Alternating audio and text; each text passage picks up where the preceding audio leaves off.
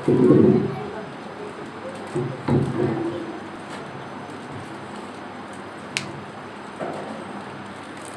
The Lord. హల్లెలూయా. దేవునికి మహిమ కలుగును గాక. ఉదయకాల సమయంలో కానుకల నిమిత్తము ప్రార్థన చేసుకుందాం.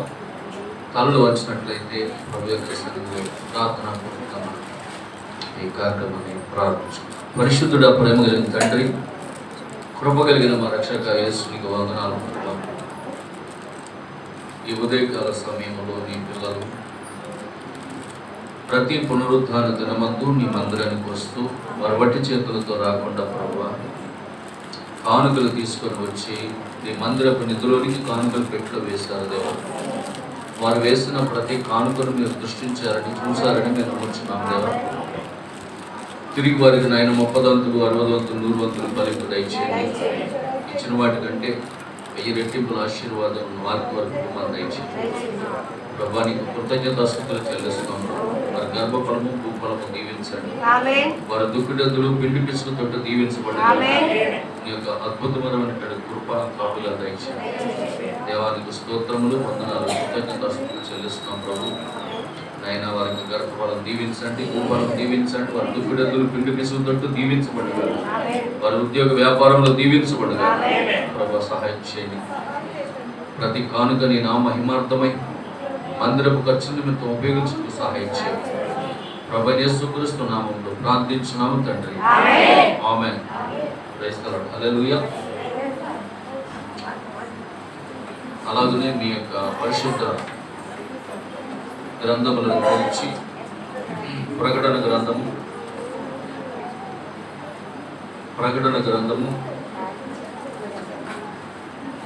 6వ అధ్యాయము ప్రకటన గ్రంథము 6వ అధ్యాయము మొదటి 2 వాక్యాలు చదువుకుందాం. దేవునికి స్తోత్రం. హల్లెలూయా. దేవునికి మహిమ కలుగును గాక. ప్రకటన గ్రంథము 6వ అధ్యాయము మొదటి 2 వాక్యాలు చదువుకుందాం. ఆ గొర్రెపిల్ల ఆ 7 ముద్రలో మొదటి దాన్ని విప్పినప్పుడు నేను చూడగా ఆ 4 జీవుల్లో ఒకటి రమ్ము అని ఉరుము వంటి స్వరంతో చెప్పడం ఉందని, మరియు నేను చూడగా ఇదిగో ఒక తెల్లని గుర్రము కనబడెను. దాని మీద ఒకడు విల్లు పట్టుకొని కూర్చుండి ఉండెను. అతనికి ఒక కిరీటం ఇయ్యబడెను. అతడు జయించుటకు బయలువెళ్ళాను. ప్రార్థన చేద్దాం. పరిశుద్ధుడా, ప్రేమ కలిగిన తండ్రి, యేసుక్రీస్తు ప్రభువా నీకు వందనాలు. ఈ ఉదయకాల సమయంలో ప్రభు ప్రకటన గ్రంథం 6వ అధ్యాయంలో నుండి మొదటి 2 వాక్యాలు ధ్యానిస్తూ ఉండగా ఇది మొదటి ముద్రనైనా గత వారము కొన్ని వాక్యాలు ధ్యానం చేయడానికి సహాయం చేశారు. ఈ చివరి కాలానికి ప్రభు నీ చేత పంపబడినటువంటి నీ కుమారుడు మా ప్రవక్త మా ప్రశస్త సహోదరుడు విలియం మ్యారియన్ బ్రెన్హామ్ గారిని బట్టి నీకు వందనాలు చెల్లిస్తున్న ప్రభు. ఆయన ద్వారా మాకు బయలుపరిచిన మర్మములను బట్టి నీకు స్తోత్రములు. వాటిని మేము ధ్యానిస్తూ ఉండగా ప్రభువా మరి నిశ్చయంగా మా హృదయాలు తెరవండి, మా యొక్క చెవులు సున్నతి చేయండి, మా పెదవులు సున్నతి చేయండి, గ్రహించగలిగే మనస్సును మాకు దయచేయండి, వాక్య ప్రత్యక్షత మాకు అనుగ్రహించండి. నిశ్చయముగా నైనా అలనాడు లూదియా హృదయాన్ని తెరిచిన దేవుడు ప్రభువా, చెట్టెక్కిన జక్కయ్య జీవితాన్ని మార్చిన దేవుడు, బావి దగ్గర సమరస్థితి జీవితాన్ని మార్చిన దేవుడు, హృదయ రహస్యాలను బయలుపరిచిన దేవుడు ప్రభువా. ఇదిగో ఈ యొక్క మధ్యాహ్న కాల సమయంలో మాతో మాట్లాడండి. నిశ్చయముగా మమ్మల్ని అందరినీ కూడా మీ చేతులకు సమర్పించుకుంటూ యేసుక్రీస్తు నామములో ప్రార్థించున్నాము తండ్రి, ఆమేన్. దయచేసి కూర్చోండి. ఈ సమయంలో చిన్న సాక్ష్యం మన మధ్య ఉన్నారు, చెప్తారు. Praise the Lord. Hallelujah. Hello check.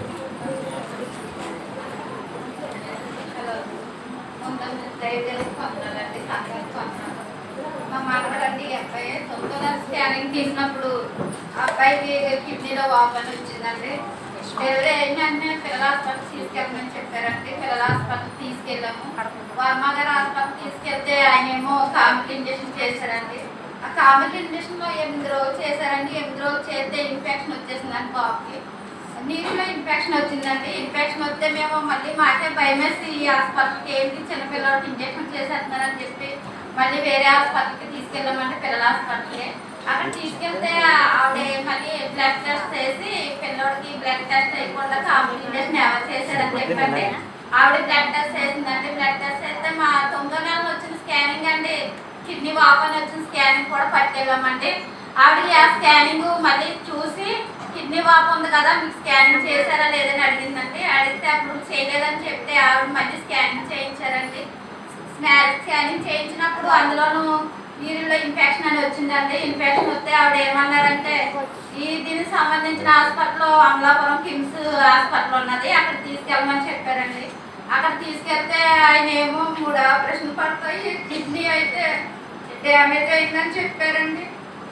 Damage అయిందని చెప్తే మేము ఎంతగానో చాలా బాధపడ్డామండి. అయ్యగారు వచ్చి మాకు ప్రార్థన చేశారండి. ప్రార్థన చేసిన తర్వాత ఇలాగ ఇంకా క్రిస్మస్ రోజు నుంచి బాబుని చర్చికి తీసుకొచ్చి మొదలు పెట్టామండి. అప్పటి నుంచి కూడా ఇంకా చర్చికే వస్తున్నాము. అయితే మళ్ళీ నేను విజయవాడ తీసుకెళ్ళామని మా దగ్గర విజయవాడ తీసుకెళ్ళామంటే చెప్తే విజయవాడ తీసుకెళ్ళాం. అక్కడ డాక్టర్ గారు ముందుగా వెళ్ళి కనుక్కున్నప్పుడు అయితే ఆపరేషన్ చేయాలి, బిడ్డకి ఆపరేషన్ చేసేద్దాం, తీసుకొచ్చేయండి అని చెప్పారండి. తీసుకెళ్ళిన తర్వాత అక్కడికి అదంతా హాస్పిటల్ కోవిడ్ హాస్పిటల్ అని తీసుకెళ్ళాం. కానీ మాకైతే లోపలికి వెళ్ళాం కానీ భయం వేసిందండి. ఆ బాబుకి 2 సార్లు కరోనా టెస్ట్ చేశారండి. అక్కడ ఎటు చూసినా అందరూ కరోనా వచ్చిన వాళ్ళే ఉన్నారు.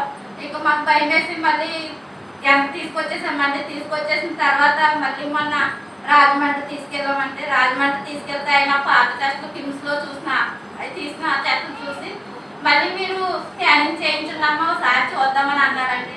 కాకినాడ స్కానింగ్ ఇచ్చారు, స్కానింగ్ తీసుకెళ్ళామండి. స్కానింగ్ తీసుకొచ్చిన తర్వాత మళ్ళీ రాజమండ్రి తీసుకెళ్ళామండి. ఆయన ఆ టెస్టులు చూసి కిడ్నీ అయితే బాగానే ఉందమ్మా, అసలు ఏమీ లేదు, కాబట్టి యూరిన్ బ్లాడర్లో కొంచెం పొర ఉన్నది, అది దానికి అంతటే పిల్లోడు బలం చేతనే దానికి అదే ఓపెన్ అయిపోతుంది, మీరు ఏం కంగారు పడవసరం లేదని చెప్పారండి. అయితే మరి మెడిసిన్ ఏమన్నా ఇస్తారని అడిగితే మెడిసిన్ కూడా ఏం అవసరం లేదని చెప్పారండి డాక్టర్ గారు. అయితే చిన్న సాక్ష్యం దీవించండి, ఆ మెడిసిన్ అవసరం లేకుండా బాగానే ఉన్నదని చెప్పారు. కానీ 3 నెలల తర్వాత మళ్ళీ ఒకసారి తీసుకురండి, తీసుకొస్తే ఒకసారి టెస్ట్ చేద్దాము, పిల్లడికి ఏం అవసరం లేదని చెప్పారండి. చిన్న సాక్ష్యం దేవునికి మహిమ కలుగును గాక. మనవడ విషయంలో జరిగిన కార్యాలన్నీ కూడా మీ యొక్క చెవులారా మీరు విని ఉన్నారు. హల్లెలూయా. మరి మనం ఆరాధిస్తున్నటువంటి దేవుడు పరమ వైద్యుడు. ఈ డాక్టర్ గారు ఏ డాక్టర్? పరమ వైద్యుడు, యేసే డాక్టర్. ఆయనకి ఇది నేను చేయగలను, ఇది నేను చేయలేను అనే సమస్య యేసుప్రభు దగ్గర ఉండదు. లోకంలో ఉన్న డాక్టర్ అయితే డాక్టర్కి వైద్యం మారిపోతూ ఉంటారు. ఇది ఎవరు చేశారంటారు, ఈ స్కానింగ్ ఎవరు తీశారంటారు, ఇది కుదరదు అంటారు, ఇంకోటి చేయమంటారు. కానీ పరమ వైద్యుడు అనేటువంటి యేసుక్రీస్తు ప్రభు అయితే ఆయనకు అసాధ్యమంది ఏది లేదు. దేవుని స్తోత్రం. మరి ఇప్పుడు కిడ్నీ స్వస్థపరిచినటువంటి యేసయ్యకి మనం 2 చేతులు పైకి స్తోత్రం చేద్దాం. హల్లెలూయా. మహాపరిశుద్ధుడా, ప్రేమ కలిగిన తండ్రి, ఇదిగో ప్రభువా, మన జీవనోపాధి విషయంలో ప్రభు ఆ బిడ్డ పుట్టినప్పటి నుంచి ఆయన కుడి కిడ్నీ ప్రభువా మరి బలహీనత కలిగిందని, వాపు వచ్చిందని, ఇన్ఫెక్షన్ ఉందని డాక్టర్లు అనేక ప్రాంతాలు అనేక హాస్పిటల్ తిప్పినప్పుడు కొంతమంది ఆపరేషన్ పడుతుందని, కొంతమంది ఇన్ఫెక్షన్ వచ్చిందని చాలా రకరకాలుగా చెప్పి ప్రభువా చాలా నాయన వారిని ఇబ్బంది పెట్టారు. అయితే ప్రభువా నీ యొద్దకు వచ్చారు దేవా, పరమ వైద్యుడు అని తెలుసుకొని నీ యొద్దకు బిడ్డను తీసుకుని వచ్చారు. ఇదిగో నీ సన్నిధిలో ప్రతి వారము క్రమగా నీ మందిరాన్ని తీసుకొచ్చినప్పుడు ఇక్కడ సంఘము ప్రార్థన చేసినప్పుడు ప్రార్థన ఆలకించిన దేవుడు నాయన స్వస్థపరిచావు ప్రభువా. కిడ్నీలో ఉన్నటువంటి ఇన్ఫెక్షన్ నుంచి విడిపించారు నాయన. టెస్ట్ చేసినప్పుడు అద్భుతంగా ఏమీ లేదని చెప్పి గొప్ప సాక్షిగా నిలబెట్టారు ప్రభువా. జీవం కలిగిన దేవుడు నాయన, నిన్న నేడు ఒకటే రీతిగా ఉన్న దేవుడు, మారణ దేవుడు ప్రభు. చేసిన మేలు కొరకే, ఉపకారము కొరకే దేవా ఈ బిడ్డలు ప్రతి దినము ప్రభు నీ సన్నిధిలో స్తుతించుదురుగా, నీ నామంలో ఆ భార్య భర్తలతో రక్షణ పొందుదురుగా. అట్లాంటి అద్భుతమైనటువంటి కృప ధన్యత బిడ్డ దయచేయమని, ఆ బిడ్డకి ఇంకా పరిపూర్ణ ఆరోగ్యం దయచేయమని యేసుక్రీస్తు నామంలో ప్రార్థించున్నాము తండ్రి, ఆమేన్. పరిశుద్ధుడా, ప్రేమ కలిగిన తండ్రి, నీ కుమార్తె సాక్ష్యం చెప్పి మోషేని మించిన కానుక తీసుకొచ్చిన ప్రభు దీవించండి, వాళ్ళ మనల్ని ఆశీర్వదించండి. యేసు నామములో వచ్చిన హల్లెలూయా. దేవునికి మహిమ కలుగును గాక.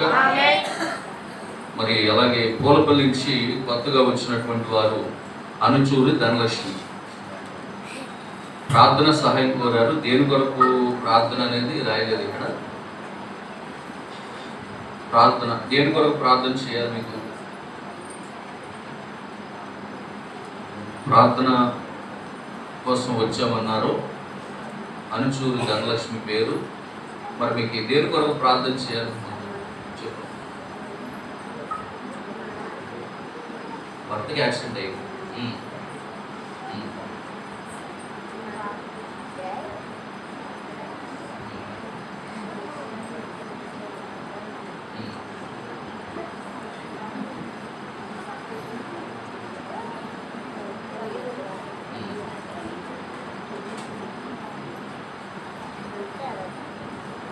ప్రార్థన చేద్దామా? మీ కుడి చేతులు సహోదరు వైపు ఉంచండి. వాళ్ళ భర్తకి యాక్సిడెంట్ జరిగింది. మరి కుటుంబంలో కొన్ని ఆర్థిక ఇబ్బందులు, సమస్యలు ఉన్నాయి. అలాగే వివాహం వయసు వచ్చినటువంటి ఒక కుమార్తె ఉన్నది. ఆ బిడ్డకి వివాహ సంబంధాలు వస్తున్నాయి, కుదరట్లేదు. మరి ఎవరో చెప్పారు, భాగ్యశ్రీ పలానా మందిరానికి వెళ్ళండి, దేవుని యొక్క సేవకులు సంఘం ప్రార్థిస్తారు, మీ కుటుంబానికి సమాధానం కలుగుతుంది. మరి ఎంతో విశ్వాసంతో నమ్మకంతో వచ్చినటువంటి ధనలక్ష్మికి, వారి కుటుంబానికి మరి గొప్ప కార్యం దేవుడు చేయాలని మనసారా మనం ప్రార్థన చేద్దాం. మహాపరిశుద్ధుడా, ప్రేమ కలిగిన తండ్రి, వినుట వల్ల విశ్వాసం కలుగుతుందని వాక్యం సెలవుచ్చింది. ఈ బిడ్డనైనా విన్నది క్రీస్తును గుర్చిన మాట వల్లనే విశ్వాసం కలుగుతుంది. ఇక్కడనైనా ఒక సేవకుని వల్ల కానీ, ఇక్కడ ఉన్న మా వల్ల కానీ ఏదీ కలగదు ప్రభా, కేవలం నీ వల్లనే కలగాల. కాబట్టి నీ యొక్క బిడ్డగా నైనా స్వీకరించమని స్థితిలో ప్రార్థిస్తున్నాం. ఈ బిడ్డ కానీ, తన యొక్క భర్త కానీ, తన పితరులు కానీ, కుటుంబస్తులు కానీ చేసిన ప్రతి అపరాధం, పాపం క్షమించండి దేవా. నీ కుమార్తె పక్షంగా ప్రార్థిస్తున్నాం ప్రభా.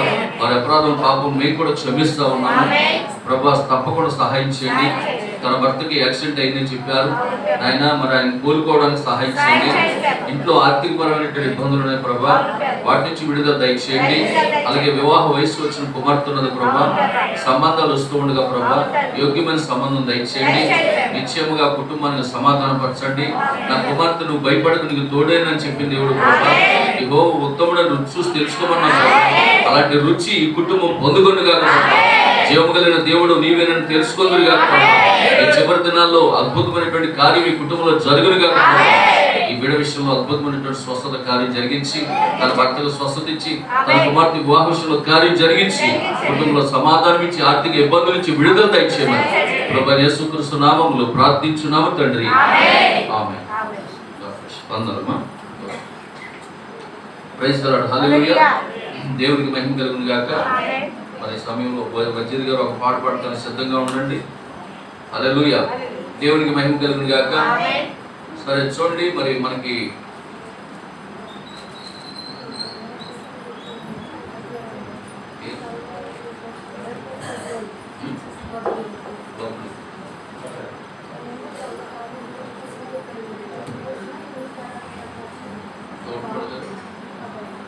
తోడుకోడు గారి అబ్బాయి బబ్బులు పేరు.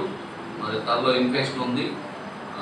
ఎన్ని మందులు ఇస్తున్నా తగ్గట్లేదు, హాస్పిటల్లోనే ఉన్నారు. కనుక ఆ బిడ్డ కొరకు ప్రార్థన చేయమని అడిగారు. ప్రార్థన చేద్దాం. పరిశుద్ధుడు ప్రేమ కలిగిందండి. మీరు తోడుకోడు గారి అబ్బాయి బబ్బులు అనేటటువంటి బాబు కొరకు ప్రార్థిస్తున్నాం. అయినా మరి హాస్పిటల్లో ఉన్నారు. తలలో ఏదో మరి బలహీనత కలిగిందని డాక్టర్ గారు హాస్పిటల్లో ఉంచారు, ట్రీట్మెంట్ చేస్తూ ఉన్నారు. అయినప్పటికీ ఆయన ఇంకా స్వస్థత కలగలేదు. అదిగో ఇక్కడ సంఘం ప్రార్థిస్తే కార్యం జరుగుతుందని స్వస్థపరిచాలని నమ్మకంతో వచ్చిన ప్రభా, తప్పకుండా బబ్బులు అనేటటువంటి ఆ బాబుకి ఆ తలలో ఉన్నటువంటి ప్రాబ్లం ఏదైతే ఉందో అది ప్రభువైన యేసుక్రీస్తు నామములో బయటకు రమణాజ్ఞం ఇప్పుడే స్వస్థత కలుగును గాక. వారి యొక్క ప్రతి అపరాధ పాపలు క్షమించబడి గాక. ఆ బాబుకి ఇప్పుడే యేసుక్రీస్తు స్వస్థత కలుగును గాక. డాక్టర్లు ఇస్తున్న ప్రతి మెడిసిన్ మంచిగా పని చేయను గాక. కార్యం జరిగించండి. యేసుక్రీస్తు నామములో ప్రార్థించున్నాము. ఈరోజు, రేపు, ఎల్లుండి 3 రాత్రులు ఆ ఎదురుగా కనబడే స్థలాల్లో క్రీస్తు రక్షణ సువార్త సభలు జరుగుతున్నాయి. వాటి కొరకు ప్రార్థన చేయండి, అలాగే పాల్గొనండి. ఈరోజు రాత్రి నుంచి, ఈరోజు రాత్రి, రేపు రాత్రి, ఎల్లుండి రాత్రి 3 రాత్రులు సభలు జరుగుతూ ఉన్నాయి. 3వ రాత్రి ఆఖరి రాత్రి ప్రేమని ఏర్పాటు చేశారని చెప్పి మరి వారి యొక్క సంఘస్థులు వచ్చి రాత్రి చెప్పడం జరిగింది. దేవుని స్తోత్రం. కనుక ఆ కోటాల కొరకు ప్రార్థన చేయండి. అలాగే మనకి 25వ తారీఖు రాత్రి, 26 పగలు రాత్రి 3 కోటాలు మనకి ఇక్కడ జరుగుతాయి. మనకి దేవుడు ఒక చక్కటి పార్కింగ్ స్థలం అనేది దేవుడు మనకి ఇచ్చారు. మరి ఆ పార్కింగ్ స్థలంలో చుట్టూ కాంపౌండ్ కట్టి కొంచెం రేక్ షెడ్ వేసుకోవడానికి ప్రయత్నిస్తాడు. రేక్ షెడ్ వేసుకోవడానికి మరి దేవుడు ఎంతో కృప చూపించారు. అది ఇంకా సంపూర్తి కాలేదు, ఇంకా కొంచెం పని ఉంది. అయినప్పటికీ మరి మేము అనుకున్న విధంగా మా కుటుంబం తరఫున కృతజ్ఞత కూడిక సంవత్సరానికి ఒక మారు కృతజ్ఞత కూడిక పెట్టుకుంటాం. అది ఇంకా పెట్టుకోలేదు. సో ఈ సందర్భంగా మరి పాస్టర్ మార్క్ గారు వరంగల్ నుంచి వస్తున్నారు కనుక మరి 25వ తారీఖు రాత్రి మా కుటుంబం తరఫున కృతజ్ఞత కూడిక ఉంటుంది. శుక్రవారం 26వ తారీఖు శుక్రవారం ఉపవాస ప్రార్థన ఉంటుంది. అదే శుక్రవారం రాత్రికి ఉపదేశ కూడిక, సంఘానికి ఉపదేశ ప్రార్థన కూడిక ఉంటుంది. దాని కొరకు కూడా ప్రార్థన చేయండి. దేవునికి స్తోత్రం. హల్లెలూయా. అలాగే కట్ట సుందరాయణ కొరకు ఆరోగ్యం కొరకు ప్రార్థన చేయండి. కట్ట తిమోతి కొరకు ప్రార్థన చేయండి, బలహీనంగా ఉన్నారు. అలాగే పాస్టర్ సిండే గారి కొరకు ప్రార్థన చేయండి, ముంబై. ఆయన ఆరోగ్యం కొరకు ప్రార్థన చేయండి. వారు ఆరోగ్యం ఉంటే మరి వారిని మన సంఘానికి తీసుకురావాలని ఆశపడుతున్నాం. పాస్టర్ సిండే గారి ఆరోగ్యం కొరకు ప్రార్థన చేయండి. వారు ఒక్కసారి మన యొక్క సంఘాన్ని దర్శించి మనకి ఇక్కడ ఆత్మీయమైనటువంటి వర్తమానం అందించాలని మరి అనేక దినాల నుంచి ప్రార్థన చేస్తున్నాం. వారి ఆరోగ్యం కొరకు కూడా ప్రార్థన చేయండి. దేవుని స్తోత్రం. హల్లెలూయా. ఈ సమయంలో బయట ఎక్కడ కావాలి ఒక ప్రత్యేకమైనటువంటి పాట మరి వజీర్ గారు పాడతారు. Praise the Lord. హల్లెలూయా. ఈ పాట అనంతరం మన వర్తమానంలోకి వెళదాం. నీ నీడలో నా బ్రతుకు గడవాలని, నీ అడుగు జాడలలో నడవాలని, నీ నీడలో నా బ్రతుకు గడవాలని, నీ అడుగు జాడలలో నడవాలని హృదయవాంఛను కలిగి ఉంటిని, హృదయవాంఛను కలిగి ఉంటిని, నీ సహాయము కోరుకుంటిని, నీ నీడలో నా బ్రతుకు గడవాలని, నీ అడుగు జాడలలో నడవాలని, నీ నీడలో నా బ్రతుకు గడవాలని, నీ యందు నిలిచి ఫలించాలని, నీ వైరములను భరించాలని, నీ యందు నిలిచి ఫలించాలని, నీకై శ్రమలను భరించాలని, నీలోనే తరించాలని, నీ ఆత్మలోనే ఫలించాలని, నీ కడకు ఆత్మలను నడిపించాలని హృదయవాంఛను కలిగి ఉంటి,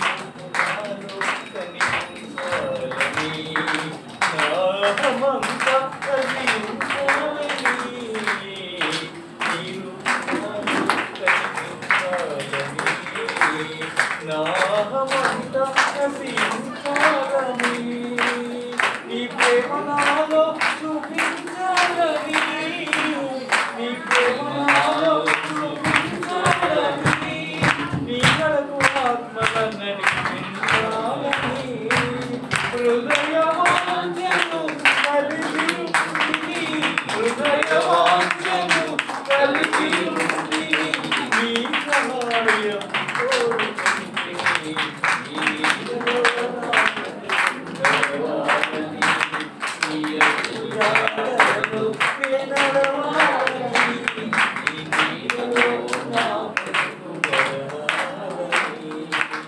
హల్లెలూయా. దేవునికి మహిమ కలుగును గాక. మరి మన యొక్క శాశ్వత జీవితం మన ప్రభు యొక్క అడుగు జాడల్లో నడవాలి అన్నది అనే సందేశాన్ని ఇస్తూ ఒక చక్కటి పాట పాడుకుంటారు వజీన్ గారు.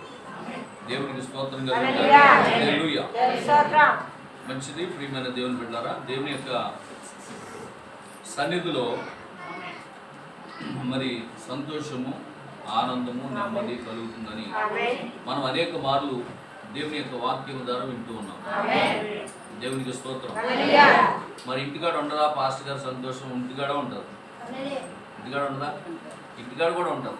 ఆదివారం కదా, ఒక ½ కిలో చికెన్ కానీ మటన్ కానీ తెచ్చుకుంటే ఇంటికాడ కూడా సంతోషం ఉంటుంది. హల్లెలూయా. అవునా కదా? సో అక్కడ ఇంటి దగ్గర తెచ్చుకొని తినే ½ కిలో మటన్ చికెన్ కంటే మందిరంలో దొరికేటటువంటి వాక్యం, మందిరంలో దొరికే వాక్యం ఇది ఇంకా రుచికరమైనది. ఎంత రుచికరమైనది? దావీదు అంటాడు, జుంటె తేనె నారల కంటే మామూలుగా మనం తీసే తేనె ఇంకా కల్తీ ఉండదు. హల్లెలూయా. కనుక వాక్యము మన జిహ్వకు ఆహారం అంటాడు. వాక్యం ఉండాలండి. ఆత్మీయ జీవితంలో మనం ఎదగాలన్నా, ఫలించాలన్నా, అభివృద్ధి చెందాలన్నా ఆత్మీయ జీవితంలో మనకి వాక్యం అనేది చాలా అవసరమైనది. ఎందుకంటే మనం గుర్తుంచుకోండి, లోపల ఉన్న ఆత్మకు ఆహారం కావాలి. ఈ పైన శరీరానికి ఆహారము, మనం భూమిలో నుండి వచ్చే ఆహారం ఎలా తీసుకుంటున్నామో లోపల ఉన్న ఆత్మకు కూడా ఆ వాక్యం అనే ఆహారము, వాక్యం అనే జీవాహారము అవసరమైనది. కనుకనే మనకు తప్పనిసరిగా మరి నిజంగా చూడండి, కీర్తన గ్రంథంలో 138వ అధ్యాయంలో 2వ వాక్యంలో ప్రభు చెప్తున్నారు. కీర్తన గ్రంథంలో 138వ వాక్యంలో 2వ వాక్యం, 138వ అధ్యాయము, నీ పరిశుద్ధ ఆలయము తట్టు నేను నమస్కారము చేయుచున్నాను, నీ నామమంతటి కంటే నీవిచ్చిన వాక్యమును పట్టణ చెప్పడం. దేవుడు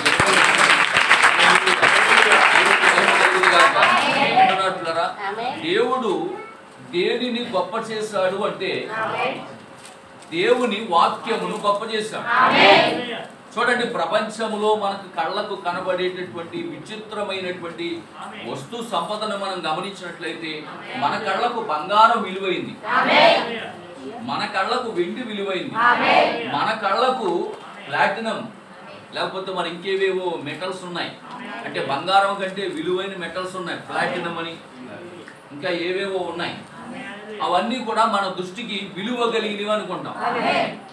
అయితే బైబిల్ చెప్తుంది, దేవుడు చెప్తున్నాడు, దేవుని వాక్యము కంటే విలువైనది ప్రపంచములో ఏదీ లేదు. దేవునికి మహిమ కలుగును గాక. ఆమేన్. కనుక నిజంగా చూడండి, అయితే ప్రియమైనటువంటి దేవుని బిడ్డలారా, ఈ భూమి మీద మనం కలిగి ఉన్న విలువైనటువంటి సంపదలు అవి ఏవి శాశ్వతము కావు. మనము భూమి మీద కలిగి ఉన్న స్వాస్యములు లేదా సంపదలు, అవి బిల్డింగ్లు కానివ్వండి, అవి అపార్ట్మెంట్లు కానివ్వండి, అవి కార్లు కానివ్వండి, పొలాలు కానివ్వండి, ఇవి ఏవి కూడా శాశ్వతమైనవి కావు అనే సంగతి గుర్తుంచుకోండి. శాశ్వతమైనది, నిత్యమైనది, నిర్మలమైనది ఒకే ఒక్కటి ఉన్నది, అది దేవుని వాక్యం. అందుకే యేసుప్రభువు ఏమన్నారు, ఆకాశము గతించును గాని భూమి గతించును గాని నా మాటలు ఎందుకు? అవి విలువైనవి. ఆయన మాటలు విలువైనవి. భూమి కంటే, ఆకాశము కంటే, ఇంటి కంటే, బంగారము కంటే విలువైనది నా మాట. అందుకే దేవుడు దేని గొప్ప చేశాడంట? ఆయన వాక్యమును గొప్ప చేశాడు. ఆయన వాక్యములో ఎంత శక్తి ఉందంటే దావీదు అంటాడు, దేవా నీ వాక్యమే నన్ను బ్రతికించు, నీ వాక్యమే నా బాధలను నెమ్మదించు, నీ వాక్యమే నా త్రోవలకు వెలుగై ఉన్నది. ఆమేన్. వింటున్నారా? ఆమేన్. హల్లెలూయా. దేవుని స్తోత్రం. మార్గములో నడిపించేది అదే. ఆమేన్. వాక్యమే నిన్ను బ్రతికించేది. ఆమేన్. నీ బాధల్లో నెమ్మదినిచ్చేది. ఆమేన్. నీ గాయాలను స్వస్థపరిచేది. ఆమేన్. దేవునికి స్తోత్రం. హల్లెలూయా. అందుకే వాక్యం అంత గొప్పది అంటున్నాడు. ఆమేన్. హల్లెలూయా. దేవుని స్తోత్రం. కాబట్టి దేవుని వాక్యమును, దేవుని జ్ఞానం సంపాదించుకోవాలి. ఆమేన్. దేవుని వాక్యమును మనం కలిగి ఉంటే ఆమేన్. మనం అన్ని కలిగి ఉన్నట్లే. ఆమేన్. ఎందుకంటే ప్రభు అంటున్నాడు, బుద్ధి జ్ఞానములు సర్వ సంపదలు నా యందు గుప్తమైనవి. ఆమేన్. కనుక ఎవరైతే క్రీస్తుని కలిగి ఉంటారో, ఆమేన్. అంటున్నారా? ఆమేన్. ఎవరైతే క్రీస్తుని కలిగి ఉంటారో ఆమేన్. అప్పుడు అవన్నీ కూడా మనమే అంటున్నాడు. ఆమేన్. హల్లెలూయా. దేవుని స్తోత్రం. దేవునికి స్తోత్రం కలిగింది. ఆమేన్. వింటున్నారు పిల్లరా? ఆమేన్. కనుక దేవుని యొక్క వాక్యాన్ని నిర్లక్ష్యం చేయొద్దు. ఆమేన్. దేవుని వాక్యాన్ని గౌరవించిన ఒక వ్యక్తి బైబిల్లో మనం చూస్తా ఉన్నాం. ఆమేన్. అక్కడ ఎవరంటే శతాధిపతి. ఆమేన్. దేవుని యొక్క వాక్యాన్ని గౌరవించినటువంటి వ్యక్తి. ఆమేన్. ఆ శతాధిపతి అతనేమీ ఒక క్రైస్తవుడు కాదండి. ఆమేన్. ఒక అన్య జాతీయుడు అతను. ఆమేన్. అన్య జాతీయుడు అయినప్పటికీ యెరూషలేములో కపెర్నహూము అనే ప్రాంతంలో ఆమేన్. అతడు నివసిస్తూ ఉన్నాడు. ఆమేన్. కనుకనే ప్రతి దినము యెరూషలేము మందిర కట్టారు. దినము నిద్రపోక వింటున్నారా? ఆమేన్. యెరూషలేములో కపెర్నహూములో అతడు కాపురం ఉంటున్నాడు. ఆమేన్. శతాధిపతి ఆమేన్. అంటే 100 మంది మీద అధికారి. ఆమేన్. ఆ కపెర్నహూములో అతను జీవిస్తున్నాడు కనుక ఆమేన్. యెరూషలేము దేవాలయంలోకి వెళ్తున్నటువంటి జనులందరినీ చూస్తూ ఉండేవాడు. ఆమేన్. యెరూషలేము దేవాలయంలోకి వెళ్లి చేస్తున్నటువంటి భక్తిని ఆయన చూశాడు. ఆమేన్. యెరూషలేము దేవాలయంలో ఆరాధించబడుతున్నటువంటి దేవుని గురించి అతను విన్నాడు. ఆమేన్. హల్లెలూయా. దేవుని స్తోత్రం. అక్కడ యూదులు వాళ్ళు ఆచరిస్తున్న భక్తిని చూసి, వాళ్ళు ఆమేన్. ఆచరిస్తున్న సాంప్రదాయాలను చూసి, ఆమేన్. వాళ్ళు చేస్తున్న భక్తిని చూసి ముగ్ధుడైపోతూ ఉండేవాడు. ఆమేన్. హల్లెలూయా. దేవుని స్తోత్రం. ఎవరతను?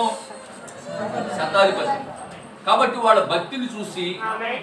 వాళ్ళ కొరకు ఆ ప్రాంతంలో, కపెర్నహూము ప్రాంతంలో యూదుల కొరకు ఒక సమాజ మందిరమును కూడా అతడు నిర్మించినట్లుగా మనం చూస్తాం. ఆమేన్. ఒక సమాజ మందిరమును అతడు నిర్మించాడు అక్కడ. ఆమేన్. అంటే యూదులు కూడుకోవడానికి, యూదులు చక్కగా ఆరాధించుకోవడానికి. ఆమేన్. ఒకసారి శతాధిపతి ఇక్కడ లేకపోయినా, శతాధిపతి అంత గొప్ప ఉన్నతమైనటువంటి భావం కలిగినటువంటి వ్యక్తి. ఆమేన్. ఒక యూదులు వాళ్ళు ఆరాధించే దేవుడు గొప్పవాడని, ఆమేన్. వాళ్ళు ఆరాధించేటటువంటి ఆ దేవుని యొక్క తత్వమును తెలుసుకొని ఆమేన్. వాళ్ళు ఇతనెల్లా గమనించండి, ఇతను వెళ్ళేవాడు కాదు. ఆమేన్. కానీ వాళ్ళ కొరకు ప్రత్యేకంగా ఒక యూదుల సమాజ మందిరమును అక్కడ కట్టించాడు. ఆమేన్. హల్లెలూయా. దేవుని స్తోత్రం. దేవునికి స్తోత్రం కలుగును. ఆమేన్. ఈ రోజు అలాంటి వాళ్ళు ఎవరైనా ఉన్నారా లోకంలో?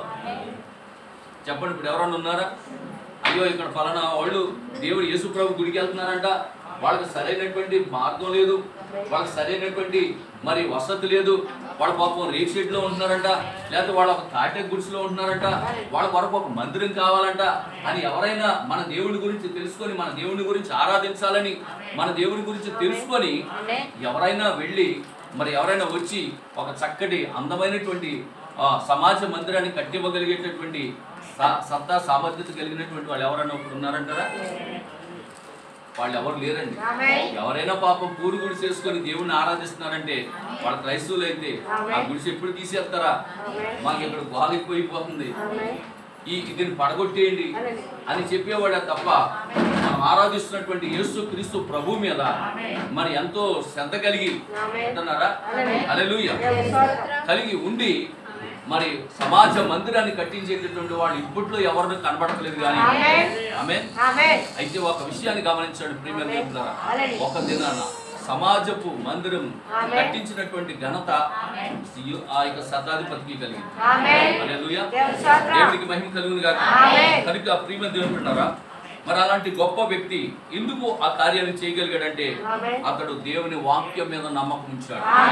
దేవుని యొక్క వాక్యం మీద అతనికి గౌరవం ఉంది. యూదుల యొక్క దేవుని మీద అతనికి నమ్మకం ఉంది. యూదుల యొక్క దేవుని మీద అతనికి గౌరవం ఉన్నది. కనుకనే యూదుల కొరకు ఒక సమాజ మందిరాన్ని అతను కట్టించాడు. దేవునికి స్తోత్రం. అలాగే నపుంసకుడు ఆయన ఉన్నాడు. ఆయన ఒక మంత్రి గారు. నపుంసకుడు అని ఒక ఆయన ఉన్నాడు. ఆయన ఒక మంత్రి గారు. ఆయన కేంద్ర మంత్రి, ఆర్థిక శాఖ మంత్రి, ఒక చాలా సంపన్నమైనటువంటి పదవిలో ఉన్నాడు. ఆయన కూడా దేవుని గురించి తెలుసుకొని యెరూషలేము దేవాలయానికి వెళ్ళి, వింటున్నారా, యెరూషలేము దేవాలయానికి వెళ్ళి ఆ దేవాలయములో ఆ దేవుణ్ణి ఆరాధన చేసుకొని ఆ దేవుణ్ణి నమస్కరించి ఆయన వస్తూ అక్కడ అమ్ముతున్నటువంటి గ్రంథపు చుట్టల్లో ఒక చుట్ట, అంటే యెషయా గ్రంథపు చుట్టను కొనుక్కొని, వింటున్నారా, యెషయా గ్రంథపు చుట్ట కొనుక్కొని ఆయన ఆ యొక్క రథం మీద కూర్చొని చదువుకుంటా పోతున్నాడు, చదువుకుంటా వెళ్తున్నాడు. ఆమేన్. కానీ ఆయనకి అర్థం కావట్లేదు. సరే ఏంటిది, నాకేమో అర్థం కావట్లేదు అనుకుంటూనే ఉన్నాడు. ఈ లోపల దేవుడు చూస్తానే ఉన్నాడు. అంటే వాక్యము పట్ల ఆ నపుంసకుడికి ఒక ఆసక్తి, వాక్యం పట్ల ఆ నపుంసకుడికి ఒక శ్రద్ధ, వాక్యం పట్ల ఒక భక్తి కలిగినటువంటి వ్యక్తి ఆ నపుంసకుడు. ఆ మనసును దేవుడు చూశాడు. ఆమేన్. ప్రవక్త అంటారు, ఎవరైతే వాక్యం పట్ల ఆసక్తి కలిగి ఉంటారో వాక్యం వాళ్ళు వెతుక్కుంటూ వచ్చారు.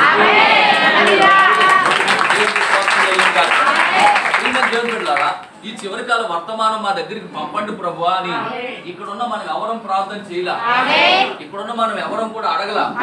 ఈ చివరి కాలానికి వర్తమానం కావాలి ప్రభు, వర్తమానం ఇక్కడ కావాలైనా ఎంచకాల వర్తమానం మా దగ్గరికి పంపు ప్రభు అని ఇక్కడున్న మనలో ఎవరం ప్రార్థన చేయలా. కానీ వాక్యం పట్ల ఎవరో ఆసక్తి కలిగి ఉన్నారు, వాక్యం పట్ల ఎవరో గౌరవం కలిగి ఉన్నారు, వాక్యాన్ని కావాలని కోరుకునే ప్రజలు ఉన్నారు. కాబట్టి దేవుడు నీ ఆశ నా ఆశను చూశాడు. కాబట్టి దేవుడి వర్తమానాన్ని మన వాక్యాన్ని స్వీకరించే ప్రజలు ఉన్నారు, వాక్యాన్ని అంగీకరించే ప్రజలు ఉన్నారు, ఈ ప్రవక్తను అంగీకరించే ప్రజలు ఉన్నారు. దేవుడు ముందుగా చూశాడు. అలాగే నపుంసకుడు కూడా వాక్యం పట్ల శ్రద్ధ కలిగి ఉన్నాడు, వాక్యం పట్ల ఆసక్తి కలిగి ఉన్నాడు. అప్పుడు ఏం చేశాడు దేవుడు, వెంటనే ఎక్కడో ఉన్న పిలుపుని రేయ్ నువ్వు అర్జెంట్ గా అక్కడికి వెళ్ళాను. అదే ప్రభా ఇవాళ మీటింగ్ నాకు ఇక్కడ, ఇవాళ మీటింగ్ ఉన్న ప్రభా వాక్యం చెప్పాలి నాయన, డోర్మే ముందు అక్కడికి వెళ్ళి చెప్పు. వీళ్ళందరూ అర్థమైన వాళ్ళే వాక్యం, కానీ అర్థం కాని ఒక ఆయన ఉన్నాడు. ఆయన వాక్యం పట్ల ఆసక్తి అతనికి తెలియాలి వాక్యం. నువ్వు అర్జెంట్ గా అతని దగ్గరికి వెళ్ళి హల్లెలూయా మహిమ కలుగును గాక. నిజంగా అక్కడ బైబిల్ చెప్తుంది, ఇతడైతే రథం మీద వచ్చాడంట. ఎవరు చెప్పండి, నపుంసకుడైతే రథం మీద వచ్చాడు, కానీ ఫిలిప్ అంట పరిగెత్తుకుంటూ వచ్చాడు. ఫిలిప్ పరిగెత్తుకుంటూ వచ్చాడు, రథానికంటే ముందు కలుసుకున్నాడు. ఆమేన్. అప్పుడు అక్కడ జరిగిన కార్యం, అయ్యా ఏం చదువుతున్నారు మహానుభావ, ఏం చదువుతున్నారు మహాప్రభు? ఏం లేదురా, ఏదో ఆ మందిరానికి వెళ్ళాను, అక్కడ ఏమేమో చెప్పారు కానీ నాకు ఏమో అర్థం కాలేదు. అంచకాల వర్తమానం అర్థం కాదు అందరికి, అంచకాల వర్తమానం అందరికి అర్థం కాదు.